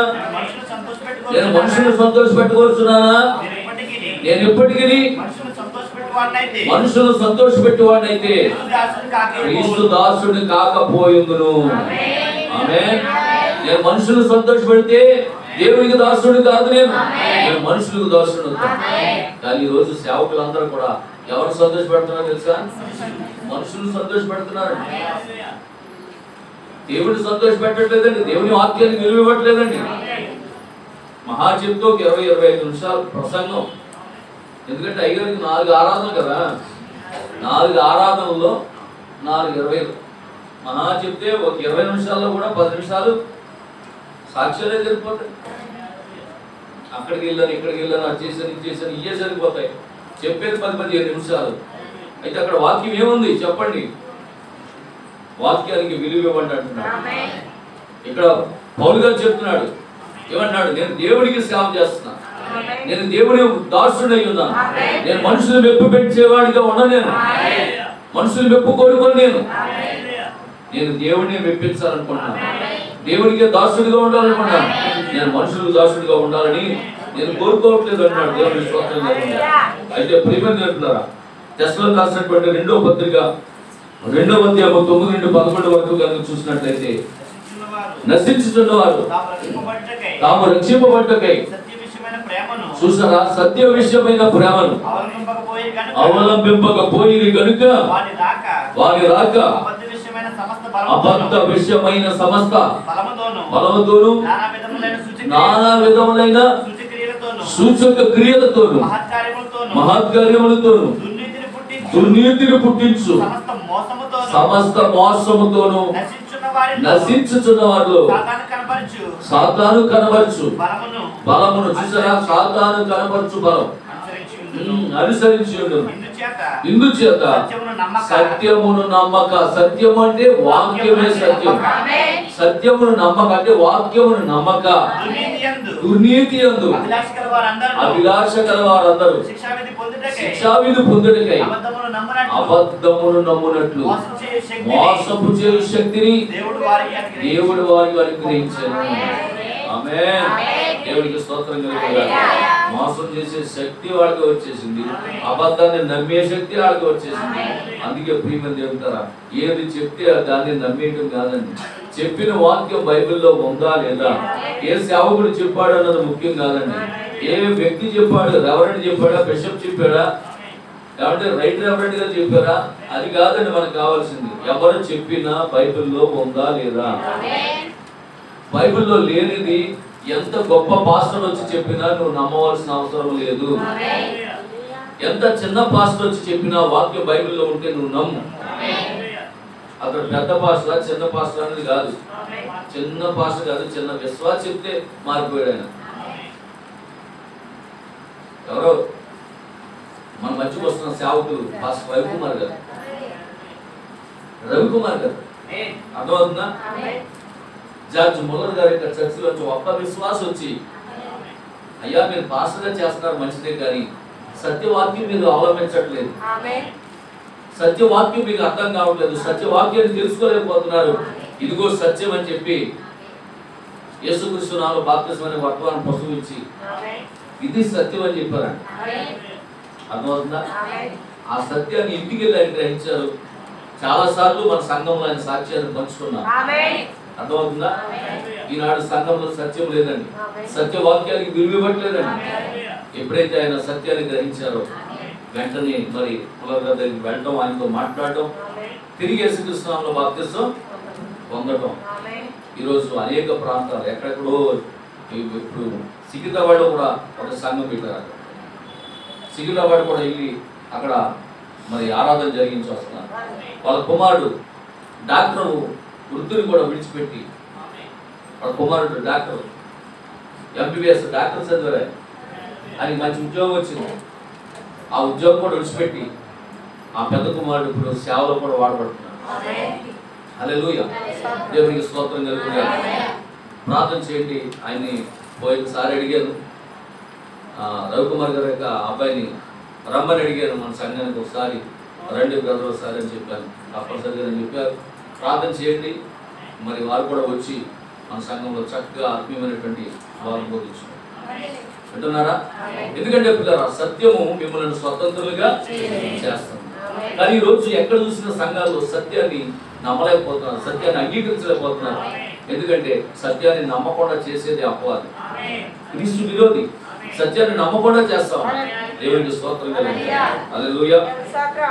కనుక నిశ్చయముగా అని అంటున్నాడు, వారు సత్యమును త్రోసివేయుదురు, భ్రష్ట మనసు వారికి ఇచ్చారు. వారు అబద్ధమును నమ్మనట్లు, సత్యమును దూషించినట్లు భ్రష్ట మనసు వారికి నేను ఇచ్చేదని దేవుడే చెప్పేశాడు. ఎంబ్రి అని వారు మోషేను ఎదిరించినట్లు సత్యవాక్యమును ఎదిరించేవారు ఇప్పుడు లోకంలో లేరా? ఉన్నారు. వారు ఎవరనగా చక్కని విలువైన వస్త్రములు ధరించుకుని వారు. వాళ్ళు ఎవరంట? చక్కని విలువైన వస్త్రములు ధరించుకుని వారు, ధనవంతులు, గొప్ప విద్యను అభ్యసించిన విద్యావేత్తలు, పేరు ప్రతిష్టలు కోరుకుని వారు. ఇలాంటి వారికి సత్యవాక్యం అవసరం లేదు. ఇలాంటి వారికి సత్యవాక్యం అవసరం లేదండి. కల్పన కథలు కానీ, ఆ వచ్చినటువంటి వ్యక్తులను పొగట్టడం కానీ వాళ్ళకి ఇష్టం. సేవకులు కూడా అలాగే వారినే పొగట్టం. అయ్యో మన మధ్యలో ఉన్నటువంటి సహోదరులు వారు చదివిన చదువు అంతా ఇంత కాదంటే ఆయన ఎంతో ముగ్ధుడైపోతాడు. మనుషులను మెప్పేటటువంటి బోధలు ఇక్కడ బోధిస్తుంటే వాడు ఎంతో ఆనందపడిపోతాడు. హల్లెలూయా, దేవునికి స్తోత్రం కలుగునుగాక. బ్రదర్, మీరు ఎంత చదువుకున్నా దేవుని యొక్క సేవకుని ముందు మీరు తక్కువే అని అన్నారనుకోండి, అదిగో పాస్టర్ నన్ను అంత మాట వేసాడు, ఇంక నేను ఆ సంఘానికి పాస్టర్ గారు 5వ తరగతి చదివినా, నువ్వు డిగ్రీ చదివినా, ఆమేన్, సేవకుడు ఎప్పుడు సేవకుడే అన్నాడు కదా. అలాగంటేనంట ప్రవక్త అన్నాడు, అలాంటి గొప్ప చక్కని విలువైన వస్త్రములు ధరించుకుని వారు, ధనవంతులు, గొప్ప విద్యను అభ్యసించిన విద్యావేత్తలు, పేరు ప్రతిష్టలు కోరుకుని వారు. ఇలాంటి వారికి సత్యవాక్యము అవసరం లేదు అంటాడు. వారికి ఒక సంఘం ఉంటే చాలు, దాంట్లో వారికి సభ్యత్వం ఉంటే చాలు. అలాంటి వారిని గురించి యోహాను ఏమంటున్నాడంటే, మీరు మీ తండ్రి యొక్క అపవాది సంబంధం, మీరు మీ తండ్రి యొక్క అపవాది సంబంధులు, మీకు సత్యం అవసరం లేదు. హల్లెలూయా, దేవునికి మహిమ కలుగునుగాక. సత్యాన్ని చెప్పినందుకే ఏ పేరు సర్పేశాడు. అరే అన్నయ్య, నీకు ప్రత్యక్షత లేక కొండెట్టుకు వచ్చేస్తున్నావురా, మీకు అర్థమవుతుందో? అన్నయ్య అయ్యింది ఏమన్నాడు కదా, అన్నయ్య నీకు ప్రత్యక్షత లేక పళ్ళెట్టుకొచ్చి విజయవాడ ఫ్రూట్ స్టాల్ చేసేసావురా, అసలు ఆరాధన అది కాదురా, అసలు దేవునికి ఆరాధన చేయాలంటే, పాపం పోవాలంటే ఇదిగో రక్తం చిందించాలరా, ఇదిగో ఇది అని చెప్పి గొర్రెలు అట్టుకొచ్చాడు. కానీ ప్రత్యక్షత లేదు కాబట్టి ఆ వ్యక్తి ఏం చేశాడు? ప్రత్యక్షత కలిగిన వ్యక్తిని చంపేశాడు. ఈరోజు కూడా అంతే, సత్యాన్ని చంపేస్తున్నారు, వాక్యాన్ని చంపేస్తున్నారు, వాక్యం చెప్పే సేవకులను. హల్లెలూయా, దేవునికి స్తోత్రం కలుగునుగాక. కనుక ప్రియమైనటువంటి దేవుని బిడ్డలారా, ఎబ్రాయైనటువంటి వారు మోషేని ఎదిరించినట్లుగా ఈరోజు సత్యాన్ని ఎదిరించే వాళ్ళు అనేక మంది ఉన్నారు. ఆమేన్. ప్రభువైన యేసుక్రీస్తు జన్మలో యాజకులు భక్తి గల వారు కారు అని ఎవరు చెప్పగలరు? యేసుక్రీస్తు జన్మలో అక్కడ ఉన్నటువంటి శాస్త్రులు కానీ, పరిశీలు కానీ, సద్దుకేయులు కానీ వీళ్ళందరూ భక్తి గల వారు కారు అని ఎవరైనా చెప్పగలరా? ఎవరు చెప్పలేదు, అందరూ భక్తి కలిగిన వాళ్ళే. ఆమేన్. హల్లెలూయా. అరణ్యములో ఇశ్రాయేలు భక్తి కలిగిన వారు కారని ఎవరైనా చెప్పగలరు? అరణ్య ప్రదేశంలో యాత్ర చేస్తున్నప్పుడు ఇశ్రాయేలు ప్రజలు భక్తి గల వారు కారు అని ఎవరైనా చెప్పగలరా? ఎవరు చెప్పలేరు, అందరూ భక్తి కలిగిన వారే. హల్లెలూయా. అయితే వారిలో అనేక మంది తప్పిపోయి నశించి, అందుకే యేసు చెప్పారు, మీ పితరులు అరణ్యములో మన్నా తిని కూడా చనిపోయిన వాళ్ళు ఉన్నారా? అయితే ఇప్పుడు నేను పరలోకము నుండి దిగి వచ్చిన మన్నా, జీవాహారం నేనే, నా శరీరము తిని నా రక్తం పానం చేయవాడు నిత్య జీవం గలవాడు. ఆమేన్. హల్లెలూయా. వాడు ఎన్నటికీ మరణించాడు. వింటున్నారా? అంత గొప్ప మాటలు ఆయన చెప్పి ఉన్నాడు. హల్లెలూయా. ప్రతి నిజ క్రైస్తవ విశ్వాసి దేవుని వాక్యంతో నిలబడవలను, సంఘంతో కాదు, సంఘ కాపరితో కాదు, దేవుని వాక్యంతో నిలబడవలసి ఉన్నది. హల్లెలూయా. సంఘము చెదిరిపోవచ్చు, కాపరి చనిపోవచ్చు, వాక్యం నిలిచి ఉంటుంది. అది చెప్పనా? సంఘము చెదిరిపోవచ్చు, కాపరి చనిపోవచ్చు, కానీ వాక్యం నిలిచి ఉంటుంది. ఆమేన్. వాక్యం నిలిచి ఉంటుంది. కాబట్టి విశ్వాసులైనటువంటి వారు వాక్యముతో నిలిచి ఉండాలి. హల్లెలూయా. దేవునికి స్తోత్రం కలుగును గాక. ఆమేన్. ఇంకొక కొన్ని వాక్యాలు చూద్దాం. దానియేలు గ్రంథంలో 9వ అధ్యాయం 26-27 వాక్యాలు చూద్దాం. మరి ప్రవక్త మొదటి ముద్రలో కొన్ని వాక్యాలు చెప్పారు, కొన్ని చెప్పి మనం ముగించుకుందాం. దానియేలు గ్రంథము 9వ అధ్యాయము 26-27 వాక్యాలు. ఈ 62 వారములు జరిగిన పిమ్మట ఏమీ లేకుండా అభిషేక్తుడు నిర్మూలన చేయబడును, వచ్చినట్టు రాజు యొక్క ప్రజలు పవిత్ర పట్టణమును, పరిశుద్ధ ఆలయమును నశింపచేయుదురు, వారి అంతము హఠాత్తుగా వచ్చును,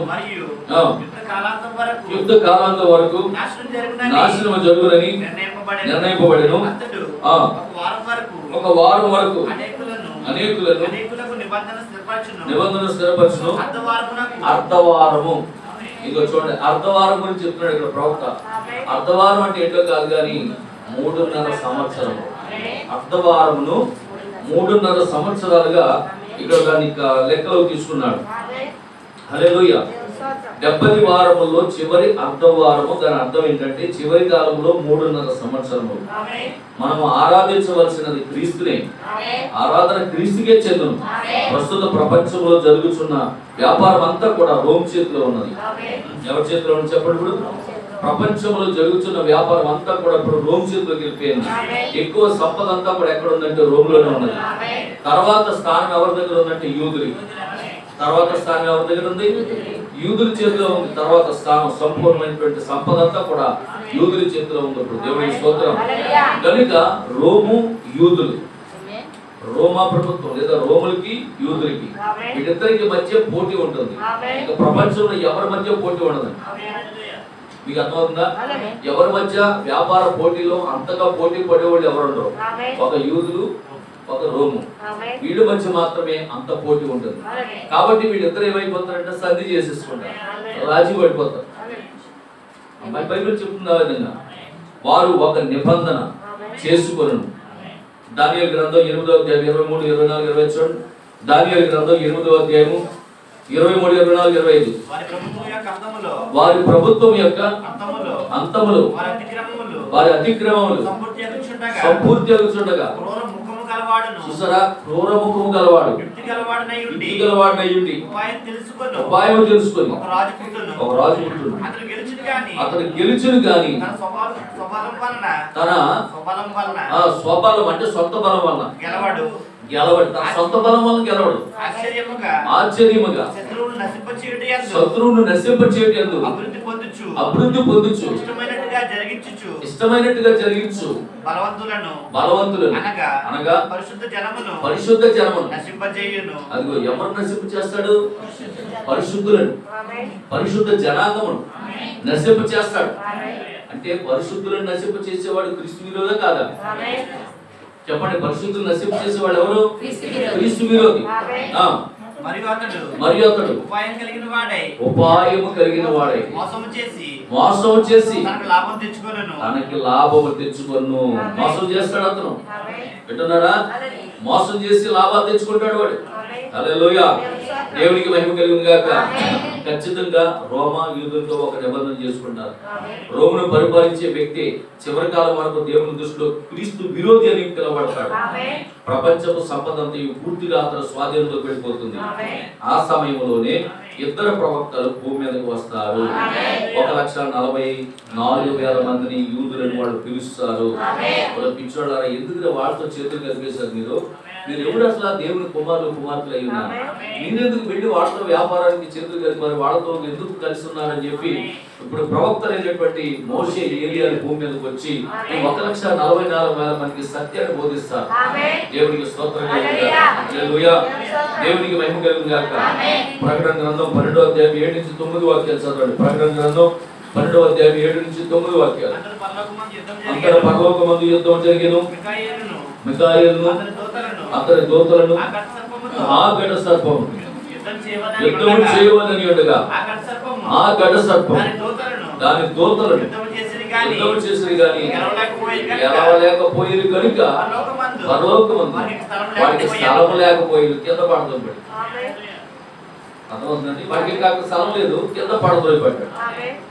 ఇప్పుడు ఎక్కడున్నాడు చెప్పండి? వాడు క్రీస్తు విరోధి భూమి మీద ఉన్నాడు. ఆమేన్. కింద పడదోయబడ్డాడు. ఇప్పుడు వాడు భూమి మీద ఉన్నాడు. వాడి యొక్క సంతానాన్ని అంతటిని కూడా అభివృద్ధి చేసుకుంటున్నాడు. వాడి పిల్లలందరూ పోయి చేసుకున్నాడు.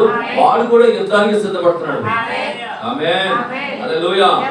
కనుక ప్రియమైన సాతాను బయటకు వెళ్ళబట్టబడినాడు. ఇప్పుడు అతడు క్రీస్తు విరోధిగా ఉన్నాడు. వాడు భూమి మీదకి పడదోయబడ్డాడు. కాబట్టి భూమి మీద ఏమున్నప్పుడు అక్రమం, అతిక్రమం, దోపిడి, దొంగతనాలు, నరహత్యలు ఇవన్నీ కూడా జరుగుతున్నాయంటే పిల్లరా, వాడు ఇంకా ఈ భూమి మీదే వాడి యొక్క కార్యకలాపాలు చేస్తా ఉన్నాడు. ఆమేన్. చూడండి, దేవుడు ఎలాగో 3లో ముఖ్యుడై ఉన్నాడో వీడు కూడా ఆ విధంగానే ముఖ్యుడిగా ఉండాలని వాడు మొదటి దశలో క్రీస్తు విరోధిగా పిలువబడ్డాడు. 2వ దశలో అబద్ధ ప్రవక్తగా పిలువబడ్డాడు. 3వ దశలో క్రూర మృగముగా పిలువబడ్డాడు. ఇప్పుడు చెప్పండి, ఆ తెల్ల కొర మీద సవాలు చేసేవాడు ఎవరు? క్రీస్తు విరోధి. క్రీస్తు విరోధి. దేవునికి స్తోత్రం. జనులను మోసగించుటకు సంఘ శాఖ అనే తెల్లని గుర్రం. మళ్ళీ చెప్తున్నానండి, తెల్లని గుర్రం ఏంటో కాదు, ప్రవక్త అంటున్నాడు తెల్లని గుర్రము సంఘ శాఖ అంట. తెల్లని గుర్రం ఏంటి? సంఘ శాఖ అంటున్నాడు ఇక్కడ. ఆ సంఘ శాఖ అనే తెల్లని గుర్రంపై వాడు సవాలు చేయొచ్చు, జనులను మోసగించు, ప్రపంచంలో ఉన్న ప్రతి మతమును అతడు జయించుతూ ఉన్నాడు. ప్రతి మతమును వాడు జయిస్తూ ఉన్నాడు. ఎందుకంటే వాడికి అధికారం ఇవ్వబడింది, కిరీటం పెట్టబడింది, ఇల్లు చేతిలో పెట్టబడింది. సత్యమును అసత్యమును నమ్మునట్లుగా. హల్లెలూయా, దేవునికి మహిమ కలుగును గాక. ఇప్పటికే వాడు అన్ని మతములను ఐక్యపరుచు ఉన్నాడు. మనం అందరం ఒకటే అని చెబుతున్నాడు. దానిని మీరు గమనిస్తున్నారా? అయితే నేటి క్రైస్తవ్యం ఆ కార్యాన్ని గుర్తించలేని, చూడలేని గుడ్డివారుగా ఉన్నారు. సత్యమును విడిచిపెట్టి అసత్యమును నమ్మునట్లుగా వారు ఘోరమైన వంచన ద్వారా పట్టబడి నరకమునకు పాత్రులవుతారు. కాబట్టి ఈ సత్యమును వధువు మాత్రమే గ్రహించును, ఎందుకనగా ఆమె వాక్య ప్రత్యక్షత కలిగి ఉంది. ఇప్పుడు గమనించండి, ఇప్పటికే అతడు సమస్తమును తన హస్తగతం చేసుకుని ఉన్నాడు. అతడు క్రూర మృగముగా మారక ముందు అతడు ఇంకా క్రీస్తు విరోధిగా ఉన్నాడు. సాధ్యమైతే ఏర్పరచబడినటువంటి వారిని సైతము మోసపుచ్చుతుంది అని బైబిల్ చెప్తుంది. దానిగా జాగ్రత్తగా ఉండండి. ఎన్నుకొనబడిన వధువు పైకి కొనుపబడిన తర్వాత భూమిపై మిగిలి ఉన్న స్త్రీ సంతానం యొక్క శేష జనాంగంతో ఘట సర్పం ఏం చేస్తుందంట? యుద్ధం చేయబోతుంది. యుద్ధం చేయబోతుంది. యుద్ధం చేసే ముందే క్రీస్తు యొక్క వధువు పైకి కొనిపోబడుతుంది. హల్లెలూయా. దేవునికి స్తోత్రం కలుగును గాక. అతడు సమస్త ప్రపంచమును జయించును. ఈ చివరి కాలంలో మొత్తము తెరవబట్టు వల్లనే మనకు ఈ మర్మములు బయలుపరచబడి. ఆమేన్. ఇప్పుడు చూడండి, ఆ తెల్లని గుర్రం ఏంటని చెప్పాడు ప్రవక్త? సంఘశాఖ. తెల్లని గుర్రం ఏంటి చెప్పండి? సంఘశాఖ. దానిపైన కూర్చున్న వాడు ఎవరు చెప్పండి? క్రీస్తు విరోధి. దానికి అతడికి పెట్టబడినటువంటి కిరీటం ఏంటి? బంగారమా? అధికారం. ఏం చెప్పండి? తలపైన పెట్టబడిన కిరీటం అధికారం. హల్లెలూయా. అతని చేతిలో విన్న బిల్లు చెప్పండి మత ఆయుధం. అతని చేతిలో ఉన్న బిల్లు మత ఆయుధం. మతం అనే ఆయుధం. హల్లెలూయా. ఇందులో అర్థమైందమ్మా? ఇవన్నీ ఎందుకు మనం అనుకుంటున్నారా? ఇవన్నీ మనం తెలుసుకుంటేనే ఎత్తబడే విశ్వాసం కలుగుతుంది. ఎత్తబడే విశ్వాసం కావాలి, ప్రార్థన ఉండాలి. హల్లెలూయా. కాబట్టి మొదటి ముద్రలో మనకు బయలుపరచబడేటువంటి మర్మం ఏంటి? మళ్ళీ ఒకసారి చెప్పండి. మొదటి ముద్ర అయిపోయింది. వాళ్ళకి మొదటి ముద్ర అయిపోయింది. 7 ముద్రలు ఉన్నాయి బైబిల్లో. 6వ అధ్యాయంలో 7 ముద్రలు ఉన్నాయా? 7 ముద్రలో మొదటి ముద్రలో వచ్చినటువంటి వ్యక్తి ఆ గొర్రెపిల్ల 7 ముద్రలో మొదటి ముద్ర మొదటి దాన్ని విప్పినప్పుడు నేను చూడగా ఆ 4 జీవుల్లో ఒకటి రొమ్ము అని ఉరుము అంటే స్వరంతో చెప్పుడు వింటిని. మరియు నేను చూడగా ఇదిగో ఒక తెల్లని గుర్రం కనబడెను. ఆ గుర్రం ఏంటి చెప్పండి? చెప్పాలి. సంఘశాఖ. ఆ గుర్రం ఏంటి? సంఘశాఖ. దాని మీద ఒకడు విల్లు పట్టుకొని కూర్చుండెను. ఆ కూర్చున్న వ్యక్తి ఎవరు చెప్పండి? క్రీస్తు విరోధి. ఆ బిల్లు ఏంటి? మత సంబంధమైన మతపరమైన ఆయుధం. ఆమేన్. పట్టుకొని కూర్చున్న అతనికి కిరీటం అంటే ఏంటి? అధికారం. అంత అర్థమైందా? అతడు జయించుటకు బయలుదేరాడు. ఆమేన్. ఇవన్నీ కలిగి అతడు జయించడానికి బయటికి వెళ్ళాడు. ఇది మొదటి ముద్రలో ఉన్న మర్మం. అర్థమైందమ్మా? ఓకే. దేవుని చిత్తమైతే 2వ ముద్ర నెక్స్ట్ వీక్ చూద్దాం. ఓకేనా? వచ్చే వారం చూద్దామా? ఇప్పుడే చూసేద్దాం. భోజనం చేయొచ్చేది అయితే మళ్ళీ ఎప్పుడే చూసేద్దాం. 2వ ముద్ర. హల్లెలూయా. దేవునికి మహిమ కలుగును గాక. ఆమేన్. సరే, మంచిది. ప్రార్థన చేయండి. దేవుడు కార్యం చేస్తాడు.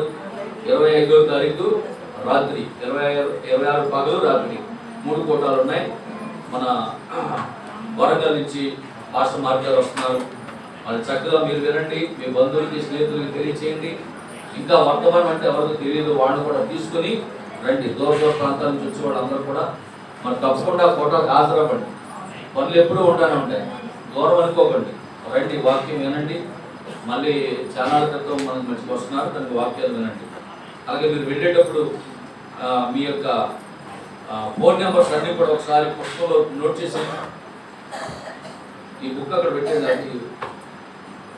ఈ పుస్తకం అది ప్రశాంత్ ఈ పుస్తకం పట్టుకెళ్ళి అక్కడ పెట్టుకొని ఫోన్ నెంబర్లు అన్నీ రాసుకో. వాట్సాప్లో పెడుతున్నాను. ఎవరన్నా చనిపోయినా ఏదైనా జరిగినా న్యూస్ అంతా కూడా వాట్సాప్ గ్రూప్లో పెడుతున్నాను. ఎంత రాశాను వాట్సాప్ గ్రూప్లో పెడుతుంటే ఎవరో వాట్సాప్ కొంతమంది ఓపెన్ చేయట్లేదు. కొంతమంది తెలియట్లేదు అంటారు. అయ్యో పలానా చేసుకోవడం మాకు తెలియదు.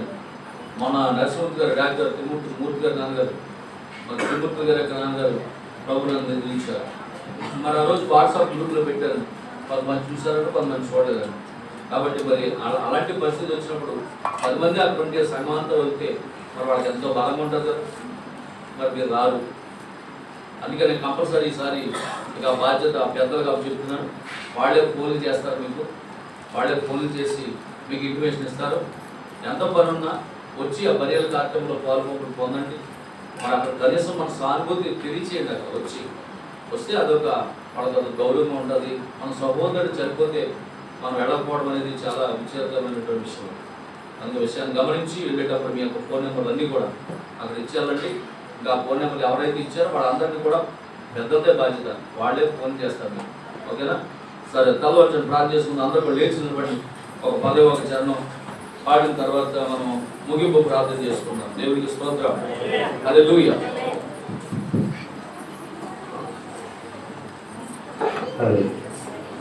మాటల పైకి నుంచి నేను పొందబడతాను. సంతోష సమాధానమే నా యేసుని సన్నిధి, ఎన్ని ఉండలేకున్నా నీ ఉన్న చాలయ్యా, మా కవితో నేనగా యేసయ్యా, ఎన్ని ఉండలేకున్నా నీ ఉన్న చాలయ్యా, మా కవితో నేనగా. సంతోష సమాధానమే నా యేసుని సన్నిధి, నీవున్న చాలయ్యా, నా కవితో నేనగా యేసయ్యా, నీవున్న చాలయ్యా, నా కవితో నేనగా. గణరాసులున్నా రాజాలున్నా నీ కన్నులో సంతోషం నాకు చాలయ్యా, నీ ఆనందం నాకు చాలయ్యా. గణరాసులున్నా రాజాలున్నా నీ కన్నులో సంతోషం నాకు చాలయ్యా, నీ ఆనందం నాకు చాలయ్యా. వేదనలే నీ సన్నిధానం, బాధలు లేని నీ సహవాసం, వేదనలే నీ సన్నిధానం, బాధలు లేని నీ సహవాసం, నాకు చాలయ్యా యేసయ్యా, నాకు చాలయ్యా యేసయ్యా. సంతోష సమాధానమే నా యేసుని సన్నిధి, ఏమున్నదికున్నా నీవున్న చాలయ్యా, మా కవితో నేనగా యేసయ్యా, ఏమున్నదికున్నా నీవున్న చాలయ్యా, మా కవితో నేనగా. ప్రార్థన చేద్దాం. హల్లెలూయా హల్లెలూయా హల్లెలూయా హల్లెలూయా హల్లెలూయా హల్లెలూయా హల్లెలూయా హల్లెలూయా హల్లెలూయా. స్తోత్రం స్తోత్రం స్తోత్రం స్తోత్రం స్తోత్రం నాయనా. పరిశుద్ధుడా మహోన్నతుడానికి వందనాలు ప్రభువా. ఈ ఉదయకాల సమయంలో ప్రభువు నీ మందిరానికి వచ్చి నీ పునరుద్ధాన దినమందునైనా మరి నీ వాక్యం ఎంతో విలువైనదని ప్రభువా, ఘనమైనదని ప్రభువా. ఓ నాయనా 138వ కీర్తనలో ప్రభు 2వ వాక్యంలో చెప్పిన దేవానికి స్తోత్రం నాయనా. ఇదిగో ప్రభా, అలాంటి విలువైన ఘనమైన గొప్ప నామము కొరకే నీకు వందనాలు ప్రభా. ఆ గొప్ప వాక్యము కొరకే నీకు స్తోత్రాలు నాయన. ఈ చివరి కాలానికి ప్రభా ఇదిగో నాయన మా కొరకు పంపించినటువంటి ప్రభా వర్తమానికుడు నాయన, ఓ 7వ దూతగా పంపించినటువంటి నాయన విలియం గారి బ్రహ్మాన్ని బట్టి స్తోత్రములు ప్రభా. ఓ నాయన ఆయన ద్వారా మాకు పంపించినటువంటి 7 మొక్కల వర్తమానం బట్టి వందనాలు ప్రభా. ఆ వర్తమానంలో ముద్రలు తెరవబడకపోతే నాయన ఈరోజు ఆ యొక్క తెల్ల గుర్ర మీద కూర్చున్న వ్యక్తి క్రీస్తుని మేము నమ్మేవాడు నాయన. ఓ మేము మోసపోయిండేవాడు ప్రభా. కానీ ప్రభా మన ముద్రలు తెరవబడిన తర్వాత ఆ యొక్క తెల్లని గుర్రం ఏంటో కాదు సంఘశాఖ అని, ఆయన దాని మీద కూర్చున్న వాడు ఎవరో కాదు క్రీస్తు విరోధని. తనకి ఇవ్వబడినటువంటి నాయన ఆ బిల్లు ఏంటో కాదు కానీ అది మత సంబంధమైన ఆయుధం అని, ఆ కిరీటం ఏంటో కాదు అధికారం అని, ఇవన్నీ కూడా ఎంతో స్పష్టంగా ప్రభా మాకు చక్కగా నాయన దాస్తున్నారు మాకు నేర్పించిన విధానం వందనాలు ప్రభా. ఓ నాయన నిశ్చయంగా మేము మోసపోకుండా ప్రభా మాకు వర్తమానం ఇచ్చినందుకే నీ స్తోత్రాలు నాయన. నీ వధువుగా నాయన మాకు స్థానాన్ని ఇచ్చావు ప్రభా. ఆ ఎత్తబడే గుంపులో ఉండడానికి ప్రభా ఆ యోసేపు యొక్క నాయన ఓ నాయన భార్య ప్రభా అనస్థితులు నాయన పెళ్లి చేసుకుని అంతఃపురంలో పెట్టాడు ప్రభా. అలాగే ఈ లోకంలో నుండి నాయన అన్య దాఖలు అన్య వధువుగా నేను మమ్మల్ని సిద్ధపరిచిన ఆయన ఆ మధ్యాకాశం అనే పెళ్లి విందులో పెట్టావు ప్రభా. ఎంత గొప్ప దేవుడు నాయన. మా మీద నువ్వు చూపిన ప్రేమను బట్టి ప్రభా కృపను బట్టి నాయన నీకు స్తోత్రాలు చెల్లిస్తున్నాం. ఇదిగో ప్రభా ఈ మధ్యాహ్నకాల సమయంలో చేరువచ్చిన ప్రజలను దీవించండి ఆయన, ఆశీర్వదించండి ప్రభా, బలపరచండి ఆయన. సహోదరు ధనలక్ష్మి జ్ఞాపకం చేసుకోండి ఆయన, అంచులు ధనలక్ష్మి అయినా మరి ఎంతో విశ్వాసంతో ప్రభా నీ సన్నిధికి వచ్చిందనైనా ఈరోజు సంఘంలో ప్రార్థన చేస్తాం ప్రభా. తన భర్తకినైనా మరి యాక్సిడెంట్ అయ్యిందని తన భర్త ఆయన ఇంటి దగ్గర ఉన్నారు ప్రభా. ఆయనకు ఆరోగ్యం దయచేయండి ప్రభా. అలాగే తన కుమార్తె వివాహ విషయంలో కూడా ప్రభా నీ కార్యం జరిగించండి అయినా, యోగ్యమైన సమాధానం అనుగ్రహించండి అయినా, ఆ కుటుంబంలో సమాధాన పరచండి ప్రభా. ఆర్థిక ఇబ్బందులు చూడడం దయచేయండి. యేసయ్య మంచి దేవుడే తెలుసుకోవడానికి, ప్రతి వారం మందిరానికి రావడానికి ప్రభా కృప చూపించండి అయినా. దేవానికి స్తోత్రములు. అలాగే ఆయన ఇక్కడ ఉన్న పురుషులందరినీ కూడా దీవించండి ఆయన, ఒక్కొక్కరు ఆశీర్వదించండి ప్రభా. మీరు బలపరచండి ప్రభా. ఆయన ఎవరైనా బలహీనులు ఉంటే వాడు బలపరచండి ఆయన, అనారోగ్యంతో బాధపడుతుంటే వారికి స్వస్థత ఇచ్చేయండి ప్రభా. దేవా ఇక్కడ ఉన్నటువంటి ఎవరి బిడ్డలు జ్ఞాపకం చేసుకోండి ఆయన, ఎవరి బిడ్డలు ఆయన ఎవరి కాలంలో ఉన్నారు ఆయన, వారికి సాధ్యత సహాయం అనుగ్రహించండి ప్రభా. ఉద్యోగాల విషయాల్లో సహాయం చేయండి ప్రభా. చదువుల విషయాల్లో సహాయం చేయండి ప్రభా. వృద్ధాప్యంలో ఉన్న వృద్ధులు తల్లిని జ్ఞాపకం చేసుకోండి ఆయన, వారికి ఆదరణ దయచేయండి ప్రభా. వారికి ఆరోగ్యం దయచేయండి ప్రభా. దేవానికి స్తోత్రం ఆయన.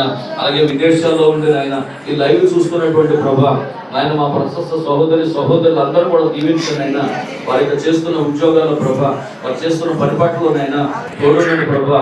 వారిలో ఎవరైనా బలహీనుంటే ప్రభా వారిని బలపరచమని ప్రార్థన చేస్తున్నాం ఆయన. రోగులుంటే ఉంటే బాగు చేయండి ప్రభా. ఎవరైనా ఆర్థిక ఇబ్బందులతో బాధపడుతుంటే ప్రభా వారి ఆర్థిక ఇబ్బందులు తీర్చబడరు కదా దేవా సహాయం చేయనైనా. దేవానికి వందనాలు. ఇక 14, 15, 16 ఈ రోజు రేపు ఈరోజు జరుగుతున్న 3 కోటాల దీవెనకరణ జరిగించండి. 25, 26 తేదీలో జరుగుతున్న 3 కోటాల దీవెనకరణ జరిగించండి. నేను అసలు పాస్టర్ రవికుమార్ గారిని జ్ఞాపకం, పాస్టర్ మార్గాన్ని జ్ఞాపకం చేసుకోండి ప్రభా. దేవా మా మధ్య తోడుకోనండి ప్రభా. సంఘానికి కావాల్సిన ఉపదేశం అందించండి ఆయన, అద్భుతమైనటువంటి కార్యాలు జరిగించండి ఆయన. దేవానికి స్తోత్రాలు. కట్ట నాయన ఇప్పుడు సుధారాణి కొరకు ప్రార్థిస్తున్నాం. ఆయన బలహీనంగా ఉన్నారని చెప్పారు ఆయన, ముట్టి స్వస్థపరచండి ప్రభా. పరిపూర్ణ ఆరోగ్యం దయచేయండి. అలాగే అరుణ్ కుమార్ గారు జ్ఞాపకం చేసుకోండి, వారు మంచి ఆరోగ్యం దయచేయండి. వసంత కుమార్ గారు జ్ఞాపకం చేసుకోండి, వారు కూడా మంచి ఆరోగ్యం దయచేయండి.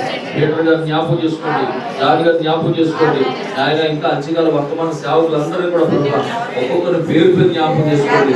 ఈ సేవలు బహుబలమైన సాధనాలుగా వాడబడిన ఆయన మా ప్రవక్త ప్రపంచ దేశాలు తిరిగినట్లుగా ప్రభా అంచకాల వర్తమాన సేవకులు అనేక ప్రాంతాలు తిరిగినైనా ఈ వర్తమానం ప్రకటించుదురుగా దేవానికి సిద్ధమైన ఈ సేవకునైనా నన్ను కూడా బలపరచునైనా అనేక ప్రాంతాల ప్రభా. ఓ దేవా మరి ఇంకా వెళ్ళి అంచకాల వర్తమాన పక్షంగా నిలబడినైనా సువార్త ప్రకటించుదుముగా సహాయం చేయడం ప్రభా. మా మధ్యలో ఉన్నటువంటి నాయన సుబ్రహ్మణ్యం గారిని వారి సత్యమణి రాజేశ్వరి కూడా జ్ఞాపకం చేసుకుని గర్భాన్ని తెరవడినైనా అప్పటికి ఉద్యోగం దయచేయనైనా. వాళ్ళ తండ్రి రామారావు గారు ఆరోగ్యం కూడా సహాయం చేయడం స్వస్థపరచండి అయినా. అలాగే నాయన గర్భవతిలో ఉన్నటువంటి అరుణ్ కుమార్ జ్ఞాపకం చేసుకోండి, ఆరోగ్యం దయచేయండి ప్రభా. గర్భాలు లేని గర్భాలను దయచేయండి, గర్భిణీలు సుప్రసం దయచేయండి. ఒక్క కుమార్ యొక్క కోడలు జ్ఞాపకం చేసుకుని సోచన గర్భం దర్శనం పొందాలి. తల్లి బిడ్డ శ్యామ గారు ఉంచండి ప్రభా. అలాగే జీవన పనులు కిడ్నీ స్వస్థపరచడానికి పొందాలి. వారి యొక్క దాత్మాలను రక్షణ పొందడానికి సహాయం చేయండి. దానికి వచ్చిన బిడ్డలందరూ కూడా ఆశీర్వదించి పంపించమని మీరు రాష్ట్రపతి మరోసారి మీరు శుద్ధించే భాగ్యం దయచేయండి. ప్రభు యేసుక్రీస్తు నామములో ప్రార్థించున్నాము తండ్రి. మన ప్రభు యేసుక్రీస్తు వారి యొక్క కృపా దీవెన సన్నిధి సహవాసం ఇక్కడ చేత మనకు సకల పరిస్థితులకు మరి ముఖ్యంగా ఈ పునరుత్థాన కూడికలో పాల్గొని పొందిన మనందరికీ సదా దేవుడి తోడు నడిపించి ఈ వారం అంతా కాచి కాపాడును గాక. ఆమేన్. ఆమేన్. షాలోమ్. God bless you. ప్రభు మిమ్మల్ని అందరికీ దీవించుగాక. అందరికీ వందనాలు.